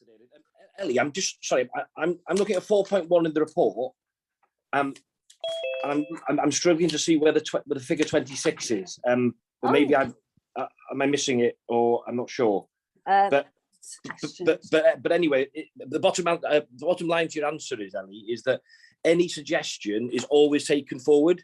Great. However, when the high volume, we may not always feed back. But there is absolutely, we do take it on board. For Martin, thank you. I think what Martin's highlighted is some of the issues and challenges that we have going forward, Martin, which is basically, which I've been saying from the days of Mohammed, is that any CRM system should be the spine of the whole organisation and a corporate responsibility. And this is the challenge we have, in my view. I think looking at your system, I mean, Martin, you are one of our finest users, and you know, in all fairness to you, you do use the system and you use it to the best of your ability, in all fairness, and we really appreciate, you know, you've had 49 emails, for example, since April, so that's really positive. But what the issue is we've got on yours, Martin, for example, I'm just going to, I hope you don't mind just giving yours as an example. Some of the ones where they are still open, closed but still there, is because they may involve contractors. So that is something we've identified as a challenge. The second one is that, coming back to my corporate responsibility, if you email, for example, planning or education as a CRM, it goes direct to them and they will respond direct to you. Now, my position is quite clear as lead member, that has to stop. It has to be one rule for everyone so that we're all working to the same SLA and that we're working to the same corporate objective. Because at the moment, we've got refuse, street scene, for example, highways, corporate, antisocial behaviour. They are all on the system, and we're able to monitor that, and they will all land on your report and feed back to you. But we need to, the part going forward, we need to, you know, I've spoken to Graham already about the corporate responsibility of CRM, and I think that's really important. As for your iPad, well, we remember the days when we couldn't even attach a photo. So at least we have made some progress, but going forward, the new way of working, my belief is, on the new IT package the council will be having, will be far more efficient than it is now. And obviously we can't, in the period we've got left, it wouldn't be efficient to change any systems at the moment, but I think the implementation to the new council will be far slicker moving forward and more cost effective. So I hope that just covers, we identify where the glitches are, Martin, absolutely. And I'm banging this corporate that we all must sing from the same hymn sheet, and then we have one council, and then we have a consistent message. I don't know if Liz wants to add anything. Okay, I think we can move on. Time is going. Councillor Hugh Irving and then Councillor Andrew Thomas. Diolch yn fawr. Thank you. Firstly, can I say I am committed to the C360 system, but I'm the first person to hold my hands up and say, clearly, I'm not technically literate enough to be able to deal with it. I can seem to be able to deal with most stuff, but I'm sorry, I've not been able to manage this. Now, I did attend a face-to-face training session, so I did do that. I've spoken to a very helpful young lady who tried to talk me through other things, but either it's just my brain, I can't absorb it all, I can't remember what I'm being told, so I end up having to email customer services and say, will you please enter this on the C360 report for me, please? So I think I do accept that refresher training, I think, would be an excellent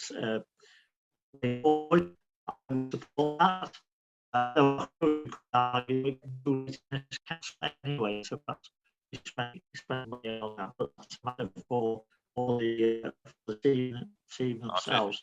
Hugh, you're breaking up, I'm afraid. Sorry. Yeah, I did. Did you catch what I said? Most of it, yes.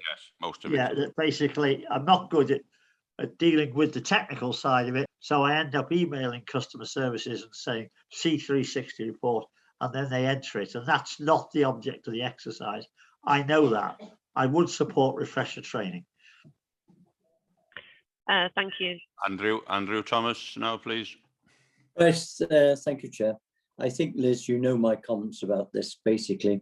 I'm looking at it from the end product. I'm not really interested in how you achieve that and the difficulty of doing that and all the problems behind it. I'm just interested in the end result. I just want to be able to make an inquiry and have an answer. And that just doesn't happen with this system. You know, to start off, you sort of submit your C60, and as Martin was saying, nothing happens. You submit it again, nothing happens. You submit it again, nothing happens. And you get fed up. And then you do get a response. Yes, we've received your query of such and such a date, and note this number. And you've forgotten what the date was or what the query is about. So that bit is completely useless. So having got over that stage, you're then on the response and the desire to get to closure.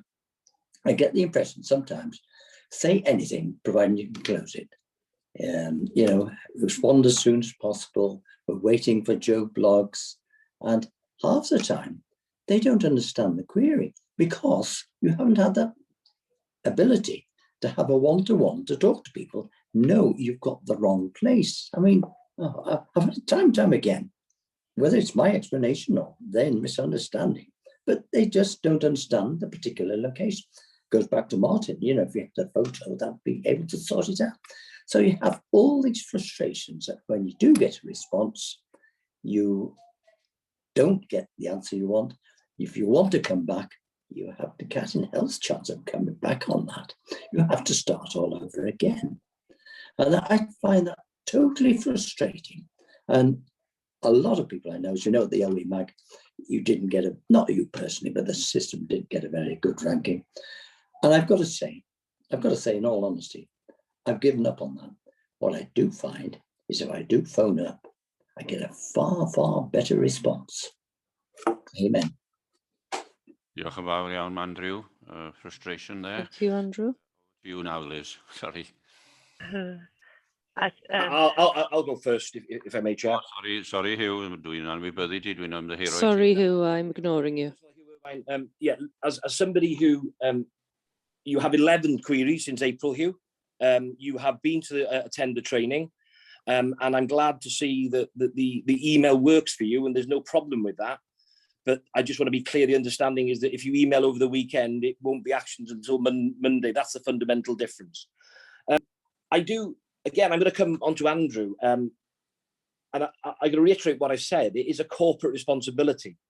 And I think it's difficult when we have 4,000 staff to bring on board to get to a consistent level. And this is why I keep on saying it's not the system, it's the implementation of the staff at a service level. What they put in is how it works. I mean, Andrew, you've had 6 queries since April. And, you know, we're working, as I said, overall queries that we've had in CRM since April. We have got we managed to achieve, and that's all staff and councillors, 87% of them, which is over 30,000 queries. So I think, you know, when we're looking at it, I think it's a bit harsh. You know, if you're struggling with getting the closures on them and not the information you want, we need to highlight that to us. We need to take it up with the department and actually tell them there's a training need, that they are not closing their EFC 360 correctly. Because, you know, it's a massive challenge when we've got some departments, we don't have any problems with closures, not a problem. But it is then if somebody hasn't had the training, and this is why I keep on going on about it, is if we don't take the corporate responsibility, it's never going to work, and you are going to get frustrated. But I'm glad to see that you're able to phone up and you're getting better feedback from that, which shows that we have different options for different people, and that we're trying to accommodate each individual count. I mean, you know, I've got one councillor here who's at my top user of 87 queries in that period.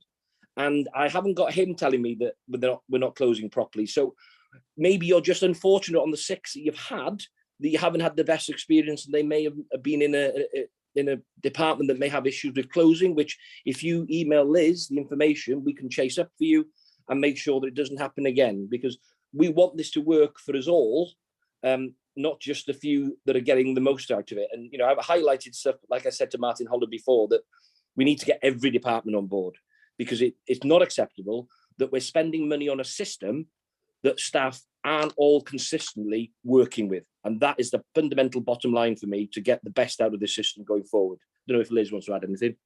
Diolch yn fawr, Hugh. Now, Liz, you're not allowed to talk much today. Thank you, Hugh. I am. Oh, yes, just to add a point that Andrew made about closing an inquiry and not being able to come back to it. That is an improvement that we're wanting to change, because that's a frustration for the contact centre as well. When somebody rings up to say an inquiry has been closed and I want to find out some more information about it, then they're not able to reopen that inquiry. They have to log a new inquiry, which isn't good practice and isn't very efficient or helpful to anyone. So that's an area of improvement that we're working on at the moment.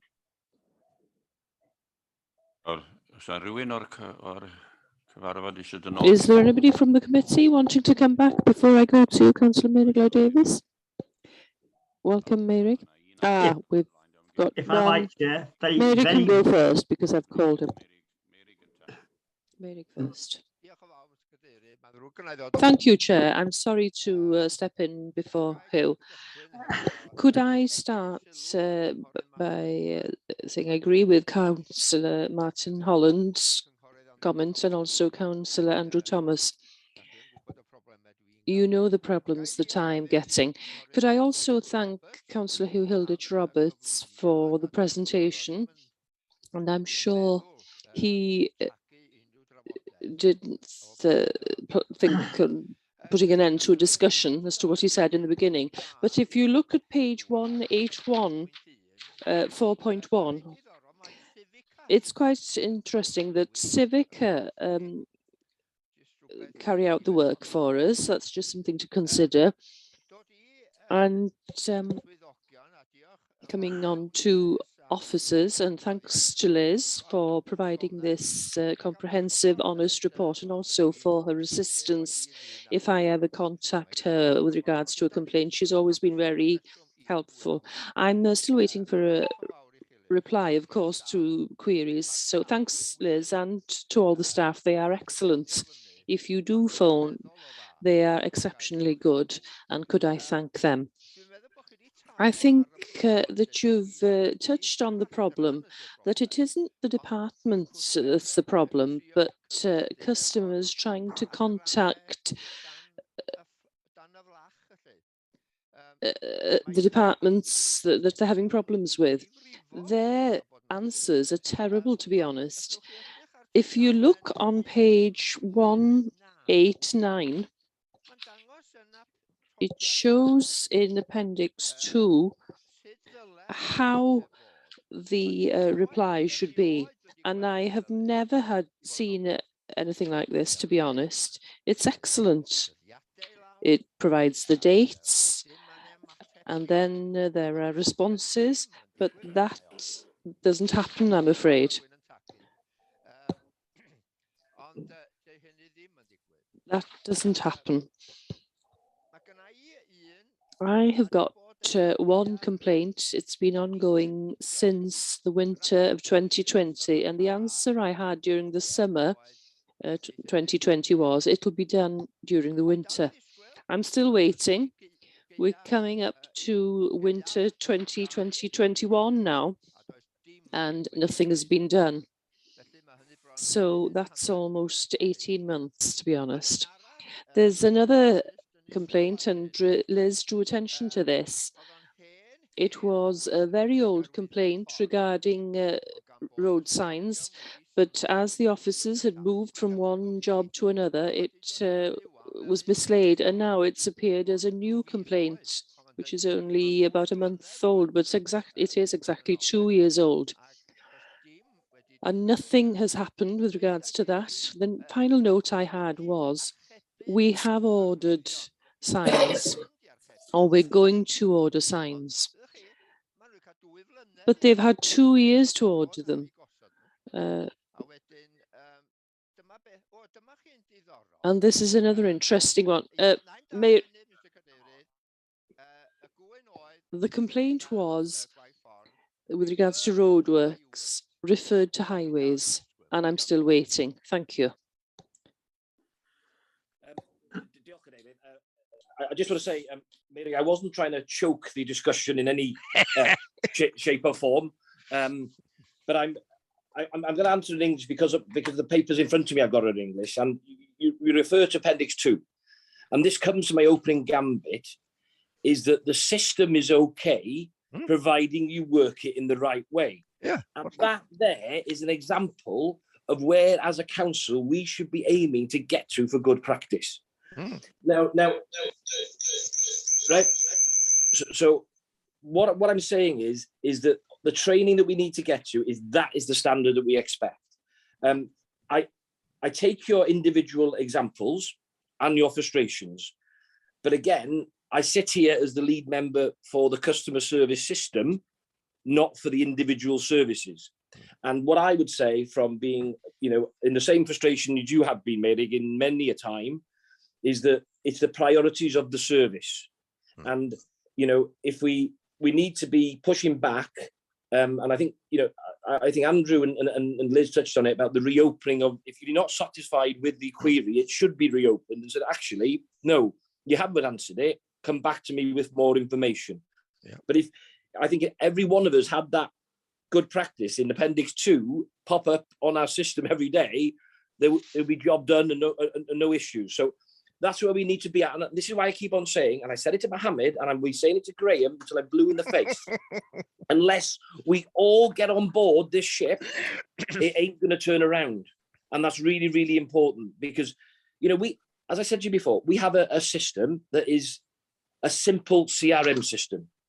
It's not all singing, all dancing, but it does the job for what we need. And, the fact that we can get in the future officers who go to your pothole query and are able to update it on the job on iPads and stuff, that will be a massive step change as well, because then they won't forget it and they become more efficient. So it is a journey. I mean, Mary, I think since April, you had 20 inquiries showing that your IT skills has come on leaps and bounds. And I'm really impressed to see that you're such a high user, Mary. But I take everything you on board, you say, but I'm always open to a discussion and never want to choke anything, Mary. And Hugh Irving, you wanted to come back. I do apologise. Yeah, very briefly with a comment. It's the frustration of getting an inquiry logged onto C360 and then just getting a message to say it's closed. Then somehow you've got to dig around and find out why it's closed, when it's closed. Breaking it. You're breaking within the closed remark, it could be explained what the ongoing situation is going to be, not just a bland inquiry closed. That's no good to anybody. If a resident comes back and says, what's happening about the pothole outside my house? And I say, oh, they put closed on the inquiry, it might mean they're going to repair it next week, or it might be they're not going to do anything at all. So I think there's work to be done there. Hugh, Sorry, Hugh, we've got line one. David Sorry, Williams. Hugh, I'm going to move on now to David Williams, please.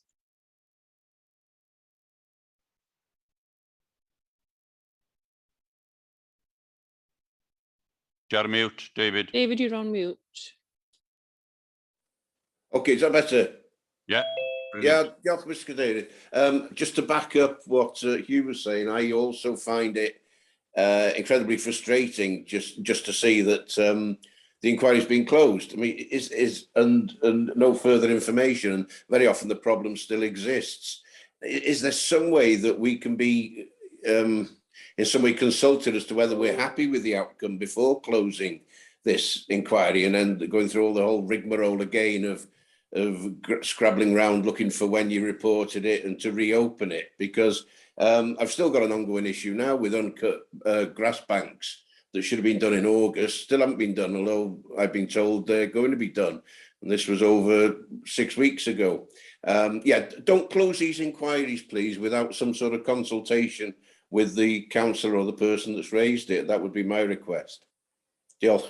Da iawn, cyngor da iawn Very good, very good advice there. Back to Martin, and she's the final speaker now because we've got another item to go through. Very quickly, Mr. Chairman, it's just really, again, going back to that closure. I think when you look at the new improving this system, to me, when somebody says, and I've had those where they've just said this item is now closed and no explanation, but I also have had those where there is an explanation.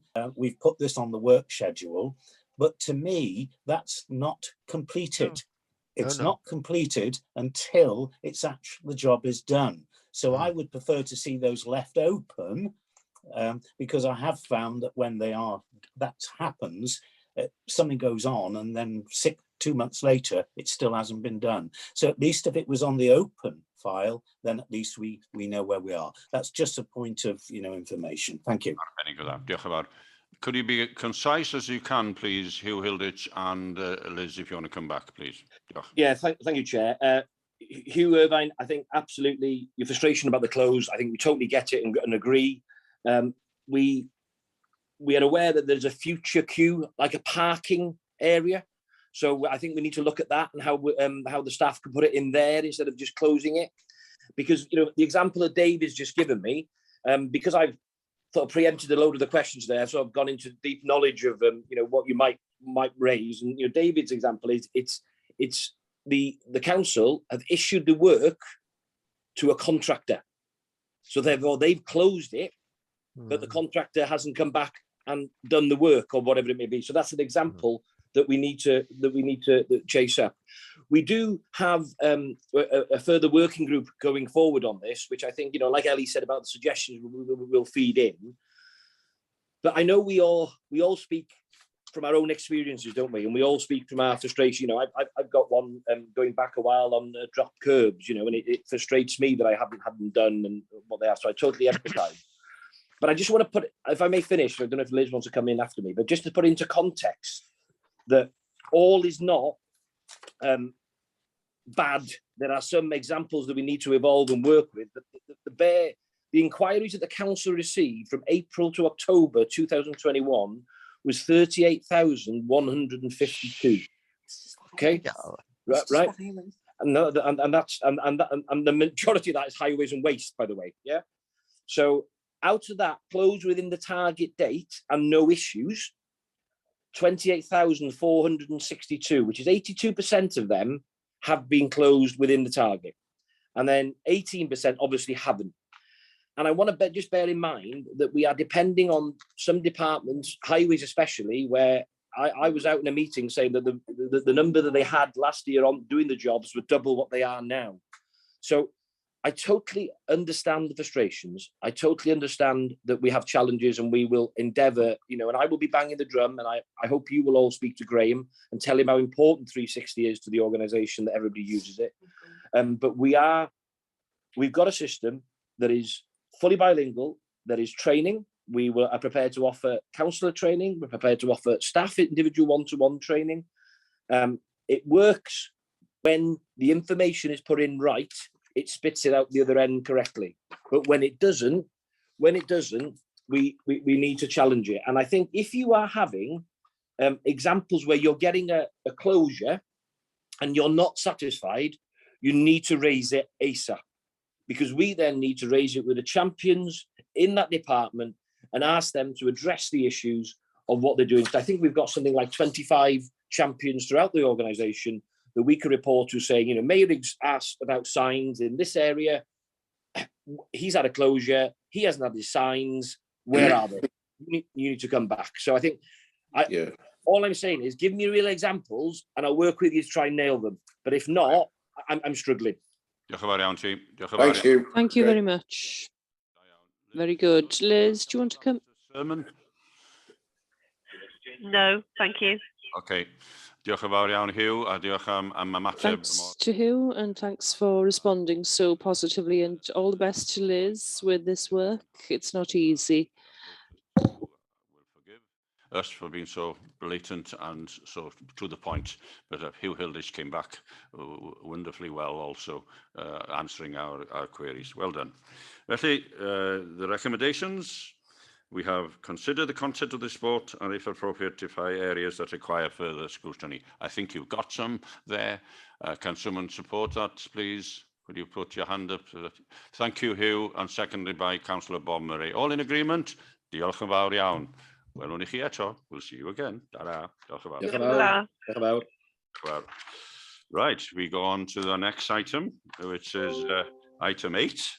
Cynghorydd Brian Jones, Arweinydd Waste Transport. Brian Jones, leader of Waste. Yeah, morning, Chair. I'll have to leave my camera off because I already know, even though I was blowing the trumpet a couple of weeks about my new fibre connection, it worked fantastically well for a few days, and now, unfortunately, it's as bad as ever. So I'm speaking to my dear friends at the BT Open Reach Club and BT Open World, and so no camera, unfortunately. Right then, so the next report, it's a draft sustainable transport plan that we've got with you this morning. I think it's worth mentioning that in the current corporate plan, what's before you today has morphed from the connected communities strategy that we had. And probably the reason why it's morphed into the sustainable transport plan is because of the arrival of our climate and ecological strategy, which we now work to. And actually, in the next council, it will drive virtually everything we do. If we've got a corporate plan, when we've got our next corporate plan, climate change will probably be in that box. With perhaps nothing else, and everything will drop out of that into the services of the council, and that's the way it will run.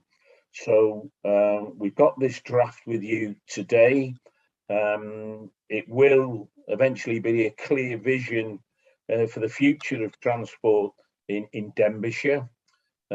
We need it because, as I've already mentioned, we've declared a climate change and ecological emergency, and we've committed to becoming a net carbon zero council by 2030. With that, there's policy background and national contact. Most of you will have heard of Clwb Newydd, the new path, which is the new transport strategy for Wales. That will be driving our new plan.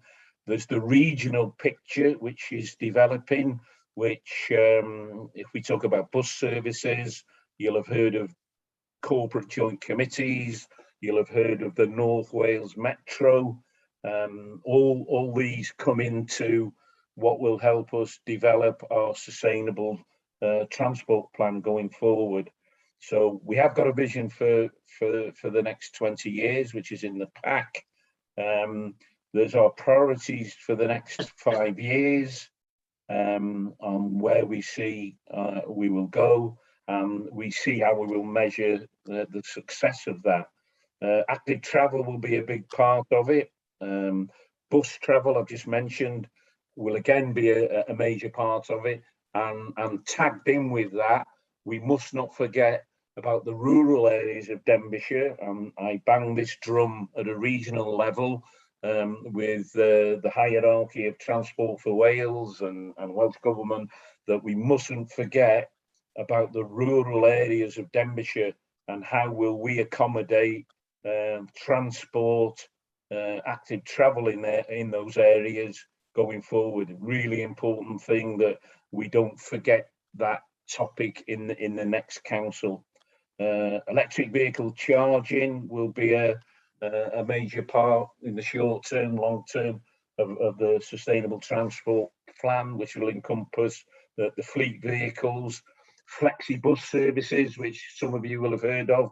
That has had some teething problems, but it has developed and it's been sort of well received across the region, North Wales region. So I personally see that it can be developed and give us a bespoke offering for residents.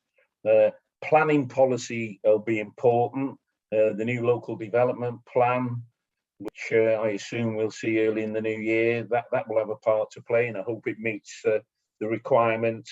So going on for quite a bit here, Chair, so I'll stop.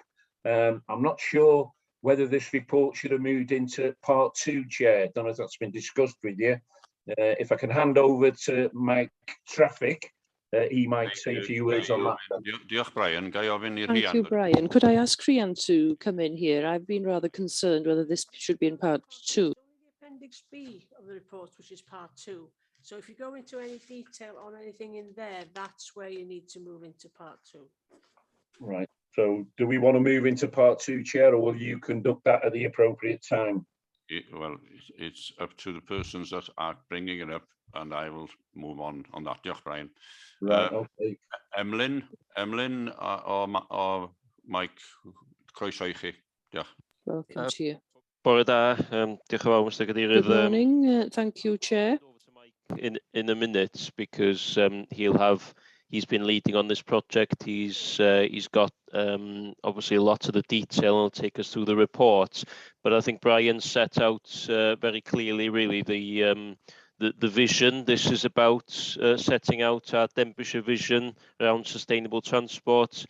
And we've got a team of officers now from, the LDP team, Helen Vaughan Evans around climate change, Peter Daniels, bus transport, active travel, fleet, all have an interest in sustainable transport.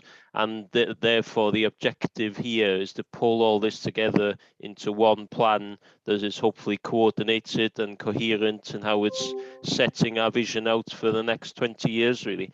So, but obviously we're not starting from scratch with all these activities. There's a lot of work that goes on at the moment, and hopefully you'll see from the plan and the report that we are very much active in this field, and lots going on, but it's about building on that now for the future. So I'll hand over to Mike just to take us through the main points of the report, and obviously we're both here and happy to answer any questions. So diolch yn fawr, Mr. Cadeirydd. Diolch I chi. Thank you. Good afternoon, everyone. Yeah, as you just heard from Brian and from Emlyn, there's a lot of work involved in this project. And as Emlyn just said, we're not starting from scratch. There's a lot going on already in terms of existing projects and initiatives and so on. So just to quickly take you through some of these as examples, there's replacement of fleet vehicles with electric equivalents, projects to make bus services more attractive in terms of the quality and make them a more viable alternative to the car. Flexi bus project, taxi EV project. There's in rail the electric night pilots funded by Welsh Government, led by Sustrans. Mike, can I cut across you? Are you going to refer to anything that's in part 2 here? No, because essentially, I suppose the element of part 2 is where it describes specific areas, I suppose. So that's the bit really that's part 2, because essentially we're not at stage to consult on that part as yet, because that's still being developed. So in terms of the broad headings, which I'm going through now, I would say that isn't part 2. Diolch yn fawr.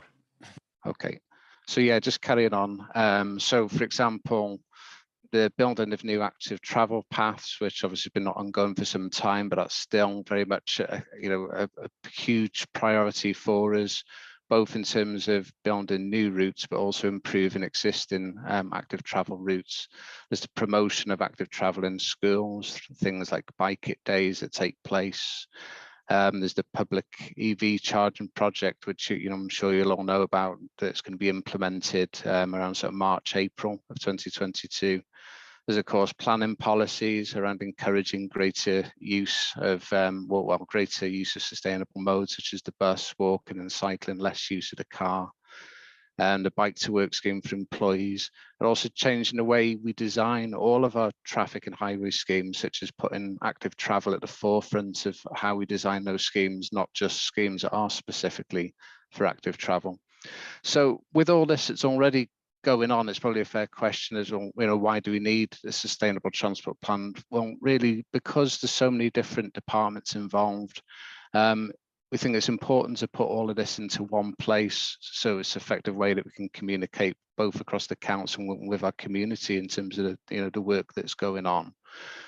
There's obviously, as I'm sure you realise, quite a lot of overlap with the climate and ecological change programme that Helen Vaughan Evans is leading on.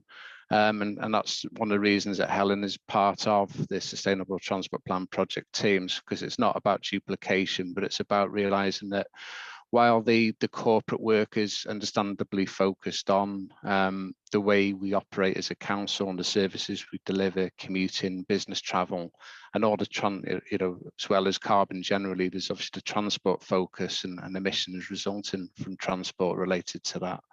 But then there's also a wider role that we have as with a local planning authority, with a local highway authority. So we have obviously a wider role in terms of responsibilities, for example, active travel, it's a statutory responsibility that we promote active travel, that we enhance and increase our network.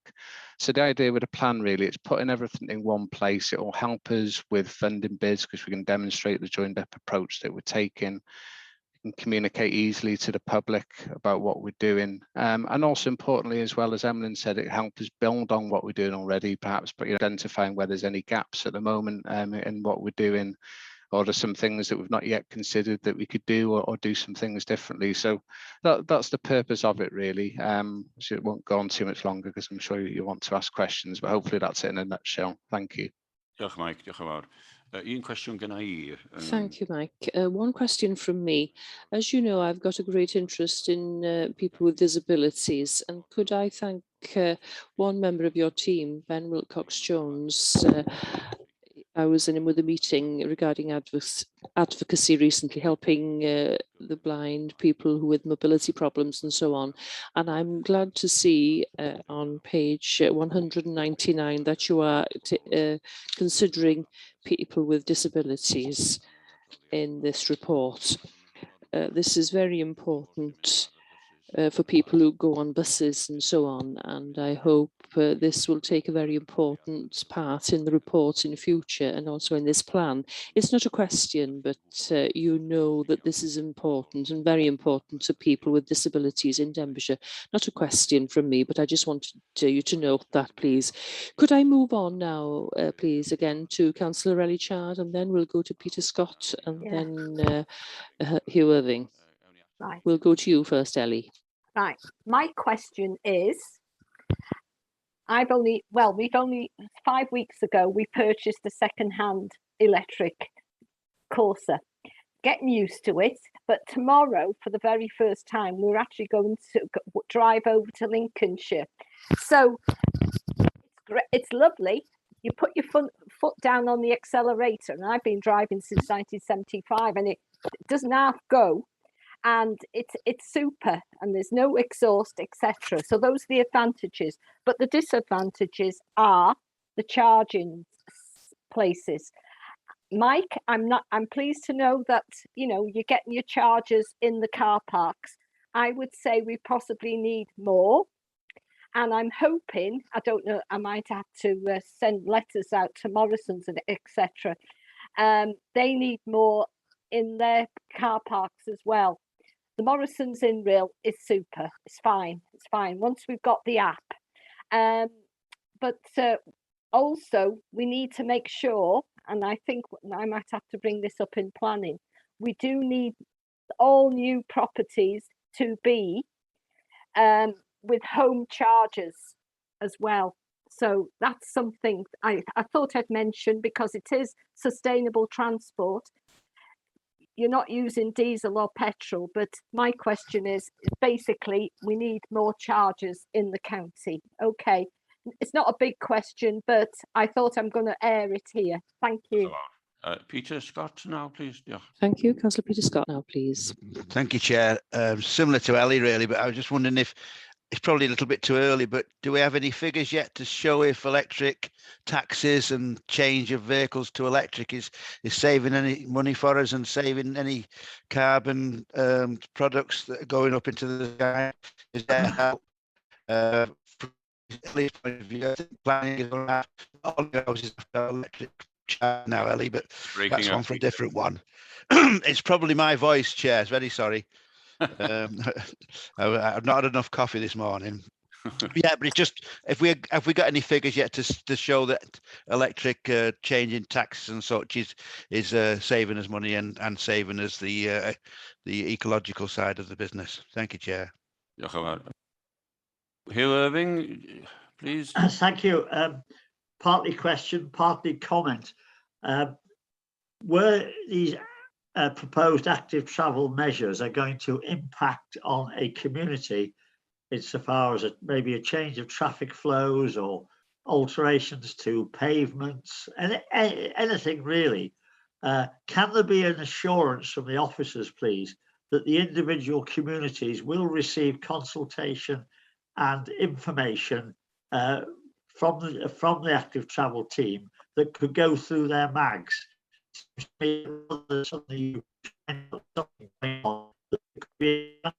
Of work in any individual community via the mags. I think that's quite an important way of making sure that members are aware of what's going on side with what's going on, and have the opportunity to raise any queries before there's a public row kicks off. So that was it. Just very briefly, a second observation following from Ellie. Somebody was trying to sell me a car recently, which I was stupid enough not to buy. And the result is I haven't got a car at the moment, is you can get some models of cars now that don't need an electric charging point. This one had a cable that ran from it and would go into a 3-pin plug through your letterbox if you had a convenient socket. But that's just an observation. Can I, Hugh? Sorry, the time is going, Ellie. All right. Responses from Mike now, then, please, about the 3 persons who just asked you questions. Okay. Yeah, I'll start with Councillor Child's question. So, yeah, I mean the next phase, or rather the phase that we're implementing, as I said, in March and April, that is very much phase 1, and we see it as a learning opportunity. Those 8 locations that having charging points in, I mean, that's a total of 30 actual charge points, which is a significant increase from I think the one public Denbighshire owned one that we have at the moment. So we'll look at the usage data to see what the uptake is, and that will help inform obviously rollout. And there's also different sort of delivery models in the future as well. So, for example, if there's more interest, say, from the private sector in terms of coming in and just essentially just want to rent in the space, in effect, that's also something that we can look at. Just to be aware as well, the Welsh Government are also, and with Transport for Wales, they're looking at the wider network. So in terms of longer distance journeys in the trunk road network, they've got a project where they're looking at charging points appropriately spaced across the trunk road network, which not just the A55, but of course includes the A5 and the A494. So for example, there's a site in Green Lane car park in Corwin, I believe it's being looked at the moment as part of that. Okay, so that was it in terms of, and then there was the question about new properties, and again, yeah, that is something that's being looked at in terms of the planning of new properties, and something that will be embedded as part of the policy, I'm sure, going forward.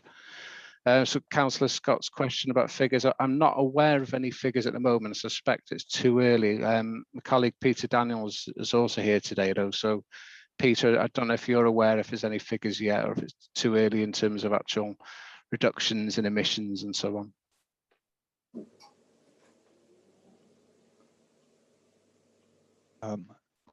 Hello? Hi, Peter, I can hear you. Yep, lovely, thank you, yes. It is probably a shade too early to say, to be honest. We do get some information, but I'm not sure of its veracity quite yet. Okay, and then moving on to Councillor Irving's question. Yeah, I mean, in the development of active travel schemes, especially where, for example, pavements are being widened and it, for example, might require removal of some parking or changes to the traffic flow and so on, as you mentioned. Yes, I certainly would expect the local members to be involved, and to take your point about involving the MAG early in those discussions as well. I think, that makes a lot of sense, and certainly that's the way I would expect projects to be taken forward. We're familiar, obviously, we're in partnership scrutiny 3 weeks ago talking about the COVID schemes. They were a little bit different because of the short timescales, but certainly in terms of the type of project that we're talking about through this initiative in terms of permanent schemes, and yes, they do need to be properly developed and ensure that we're speaking to everybody affected as we should be. Diolch yn fawr iawn, Mike. Brian, you want to come back? Just to add on to Hugh Irving's point about consultation, you're right to raise that, and it will be something that will need to happen when the next council comes along, because active travel, without a shadow of a doubt, because of the Welsh Government's policy, will be a major item on the agenda. And you might be aware about the blanket 20-mile-an-hour zones that are going to be put in place. The legislation for that has all been passed, and that will come into force. And what that will give is, in respect of active travel, opportunities, because traffic will be moving at a lower rate. It will give the opportunity to look at active travel schemes, whether it's cycling, walking, where residents will feel more comfortable in that environment, but it will need a lot of consultation and a lot of buy-in. So yeah, it's an important thing to remember, but I'm sure the officers won't miss that, the fact that you need to consult and have a consultation up front, way up front, and be totally open and transparent about it all. Thank you, Chair. Diolch yn fawr iawn. Bob, Murray, and then Martin, please.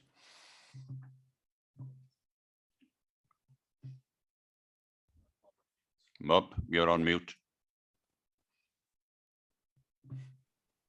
Do apologise. Thank you very much, Chair. Great to see you, Mike.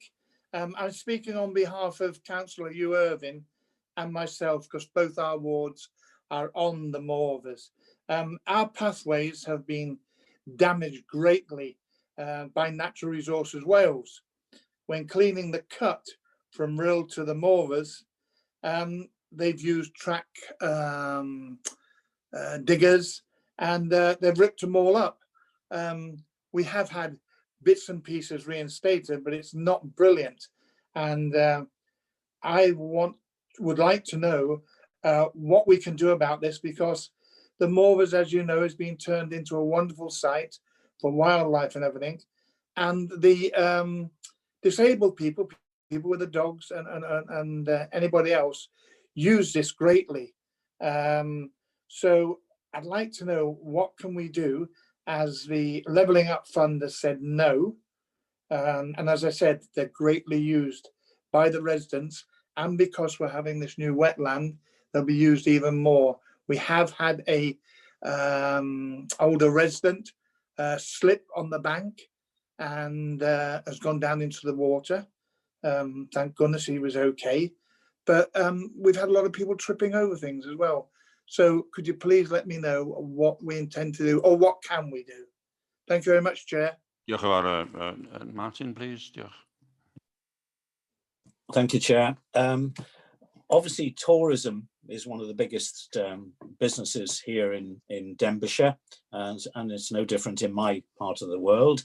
As you know, we get 200,000 visitors plus a year now to Mulvamai, a couple of 100,000 a year to Loggerheads Country Park. we're looking at obviously, putting electric points in various charging points in various car parks. Obviously in Rhyl and places in Prestatyn, that will be quite simple to do. But how are you going to get over the issue of putting electric charging points in car parks, for example, on the top of Penbarus and Morvamai? Are we going to have some logistical problems in doing that? But we can't not have them because tourism is such an important issue for us. And on the question of I've always meant to have a little look. I haven't bought my electric car yet, but that's the next priority for me. But I go into Tesco's in Ruthin and they have 4 electric charging points there. How does the customer pay for the electricity? Just as a matter of interest, I haven't had a close look, so perhaps you can answer that question for me. And I assume that when we are putting electric points in our car parks, it won't be free, surely to God. Okay, thank you. Over to you, Mike. Okay, so Councillor Murray's points first. I mean, I'll speak to our countryside services team firstly about the damage that's been referred to caused by NRW, because clearly any works that take place, even if it's just the actual access to and from where the work is taking place, the expectation would be that things are reinstated to the condition they were in prior to the work taking place. So I'll follow that up. And then on the second point about sort of what improvements can be made to that area, again, there's 2 aspects to that. I mean, again, it's a conversation we can certainly have outside of this meeting with countryside services in terms of scope for that site. And secondly, you might be aware of the active travel mapping that we've been doing at the moment. And one of the things that's included, I mean, it's been a statutory requirement that we've done that, and it's been looking at what improvements are required to the network going forward. And it's something that we've had a lot of public feedback on that. And so I don't know off the top of my head, but it'd be interesting to see if that's one of the areas that's been identified. Next piece of work we'll have to do, of course, will be how we prioritise all those locations as well into a programme that can be developed, within the sort of resources that we have as well. But happy to follow up that conversation outside of this meeting. Okay, on to Councillor Holland's points then. Yeah, I mean, logistically, getting power to remote car parks is obviously a serious challenge. And what would have to happen, it would be a case of looking at each car park on a sort of case-by-case basis. There's clearly a need to be looking at those kind of locations because, of course, it's part of, and as more and more people, of course, have electric vehicles, it's the sort of thing that is going to become more widely used, of course. It does likely mean that the costs of getting power to those kind of locations are going to be a lot more, depending what's in the vicinity.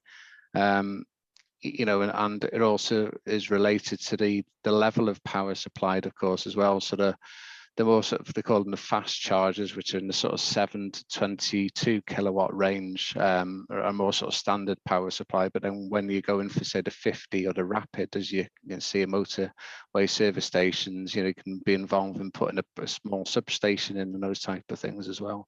So it's very much a case-by-case basis. In terms of the question, I mean, will ours be free? No, they won't. There won't be a charge, I'd be glad to hear.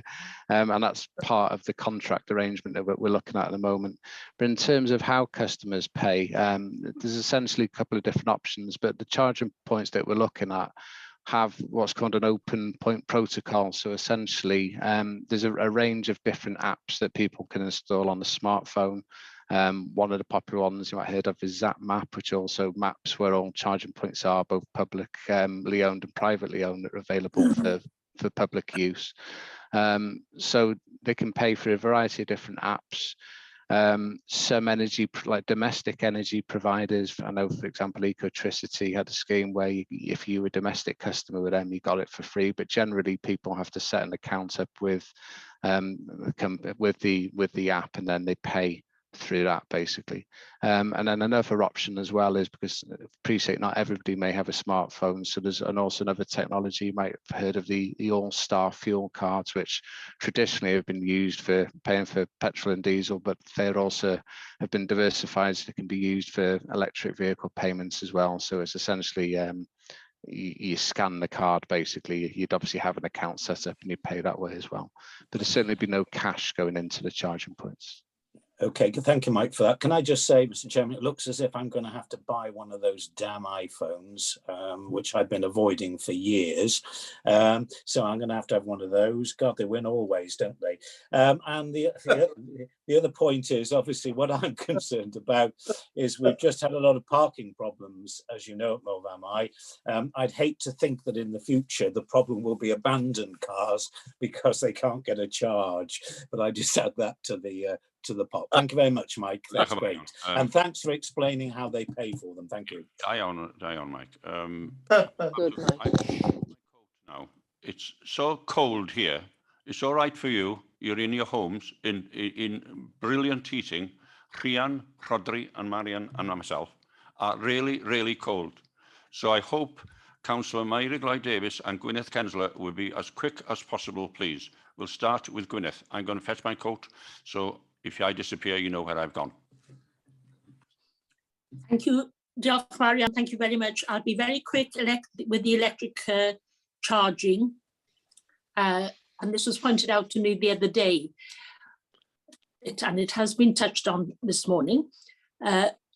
Probably all houses will have electric cars by a certain time. Yes, and they will need charging. So this will affect planning. Do we have to wait for the Welsh Government to come forward with the planning, with the TAN, or is this something that we can work on ourselves in planning right now? The other one is climate change. How are we measuring the carbon use or carbon footprint or in things like the flood defence schemes and road surfacing? And finally, Flexi. Peter there knows that I have lots of concerns about the Flexi service. And is there a lot of pressure from the Welsh Government to impose things like Flexi upon us? Or do we have a local, can we make some local comments? Diolch yn fawr iawn. Ydych chi, Meirig? Come over to you, Meirig, if you can be as brief as possible, please. Thank you, and I'm sorry you're cold there, and your colleagues. Thanks to Mike too for the report. It may be better for me to move to the pink area, to part 2.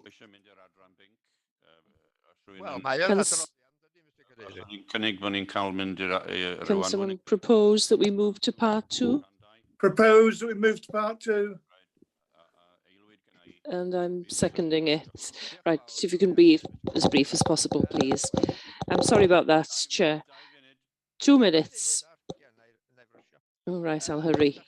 But we'll get your questions, and these will be the final ones now. I've got another meeting myself at 1 o'clock. Okay, diolch yn fawr anyway, Mr Cadeirydd. Just to say, first of all, I enjoyed listening to Brian's introduction because as well as giving us a cross North Wales perspective, he also remembered us down south in the rural areas of Denbighshire, which was good to hear. Councillors will be aware that there's a big scheme going on in Llangollen, and if you don't want to get stuck in a traffic jam, avoid the town at the moment because it's quite difficult to get through. But that scheme was brought about by community involvement. It was the community that discussed it with us first of all. We put forward a plan to Mike's team and so on, and then worked with Mike very closely and his team. Someone mentioned about community involvement earlier. It can be very uncomfortable because there's two extremes, which always seem to get very involved. We're put a tremendous amount of pressure from the Friends of the Earth and the people who enjoy active travel. And then on the other side, you've got people who want to have as many car parking spaces as possible, and let's cram tourists into the town and so on. So it's a difficult, and it is uncomfortable. And for councillors to steer the community forward, it is a challenge, but it's absolutely essential, I think. And we've been really pleased to work with Mike in that sort of way, and he's had a lot of very interesting conversations, I know, in Llangollen about things. The only question is but the thing that please. the thing that I want to mention is that one of the problems with Llangollen is that it's an old market town. It's got narrow streets, and in order to make active travel happen in the town, we really need to knock one side of the street down and widen it to give place for a cycle route and so on. The Welsh Government restrictions mean that we can't have any cycle routes, and we can't provide spaces for cycles because there's just not the width of the street. And that's a problem that's not going to be in Llangollen, it's going to be in all market towns right across Wales. And I just wonder if Brian and the team are feeding back to the Welsh Government that it is very difficult to include active travel in that scheme. Just want to mention buses as well, if I may, Chair. In order to get from Llangollen to Ruthin, it takes about 4 times as long as in the car, and that clearly is not a way forward. Now, I have written to Peter Daniels about this, and he replied and explained the reason why, which I understand. But if we're to encourage people to go from their cars into public transport, we have to have a good public transport. And I know it's chicken and egg situation and it's funding and all those sort of things, but I would encourage and ask the county to really think big about what they can do. I think that the plan that you've got in front of you, I think it's not quite ambitious enough, if I may say so, Chair. But thanks to Mike's team, and I know they're very small, maybe there's a need there to improve the size of the team in order to really look at the county closely. Thank you. Graham. Any comments on from Brian or from Mike there? If I can come in first, Chair, I could cover Councillor Gwyneth Kensler's points on road defect and concrete carbon emissions, but very briefly to Councillor Graham Timms, you mentioned resource there, absolutely spot on, and that subject has been broached directly with Lee Waters, the Deputy Minister, in a conversation with Ben Wilcox-Jones and myself, and there is options there where Welsh Government can perhaps provide some stream of income to enable us to bolster up the active travel team. So that's good news, that, and Ben Wilcox and the guys are fronting that. And I did mention the blanket 20 mile an hour zone previously on this meeting. And if you do remember, I did say part of that would be with a view to making pedestrians, road users, active travel users more safe on the highway. Not saying it'll apply to Llangollen this, but that could be an avenue that enables you to do things in Llangollen that you currently can't do. But Ben Wilcox and the team would probably be able to answer that better. But I think it is acknowledged, and hopefully the solutions will be there. Moving to Councillor Gwyneth Kensler then, she raised about carbon emissions on highway repairs. The highway department, fronted by Tim Towers, they've trialled different operations to reduce carbon emissions, and long term we'll probably see some of these practices being used on a day-to-day basis, which would be good for the carbon emissions on that front.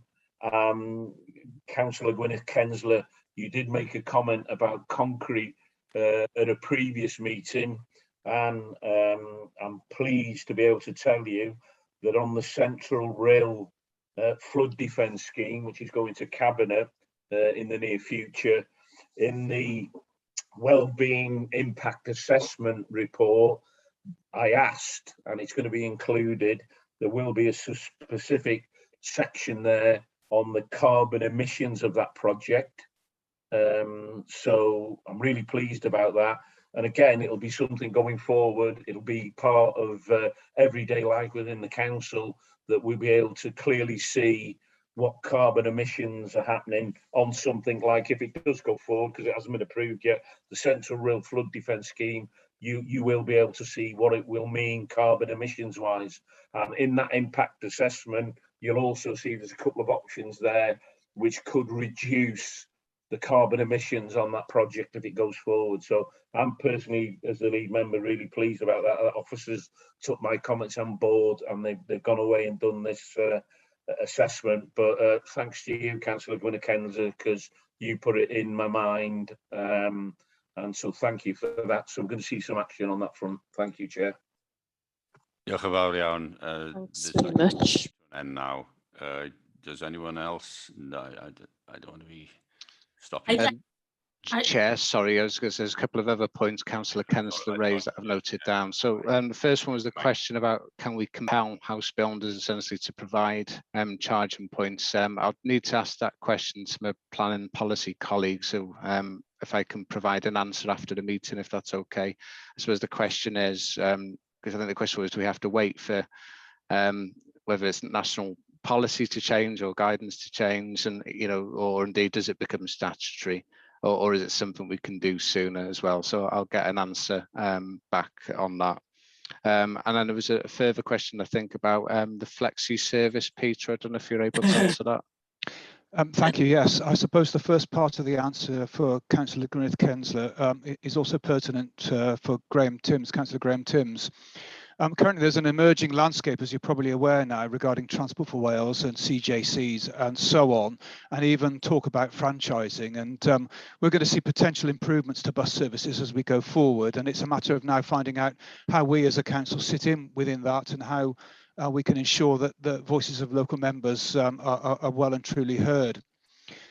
So there's nothing that's off the table, and plenty of things that could well be on the table as well. So we're very much in the infancy of this this emerging landscape, and we'll keep members informed as and when it develops. In terms of Transport for Wales and its plans to extend Flexi, which I think was Councillor Gwyneth Kensler's main point, I do think they do see this as very much as something for the future, and as a result of that, they will build in more flexes, I think, as we go forward. But that's very much in the longer term, perhaps 3 or 4 years away. Currently, as we stand at the moment, flexi would be very much a local decision, certainly in Denbigh and Denbighshire, and Councillor Kensler and indeed her colleague members are very patiently awaiting a report from me on the future of flexi, and I trust that will give them the information to make the decision as to whether it should stay or not. Thank you. Thank you very much, everybody, for your patience, especially the staff here who are in the cold. I'm going to move on to the recommendation now.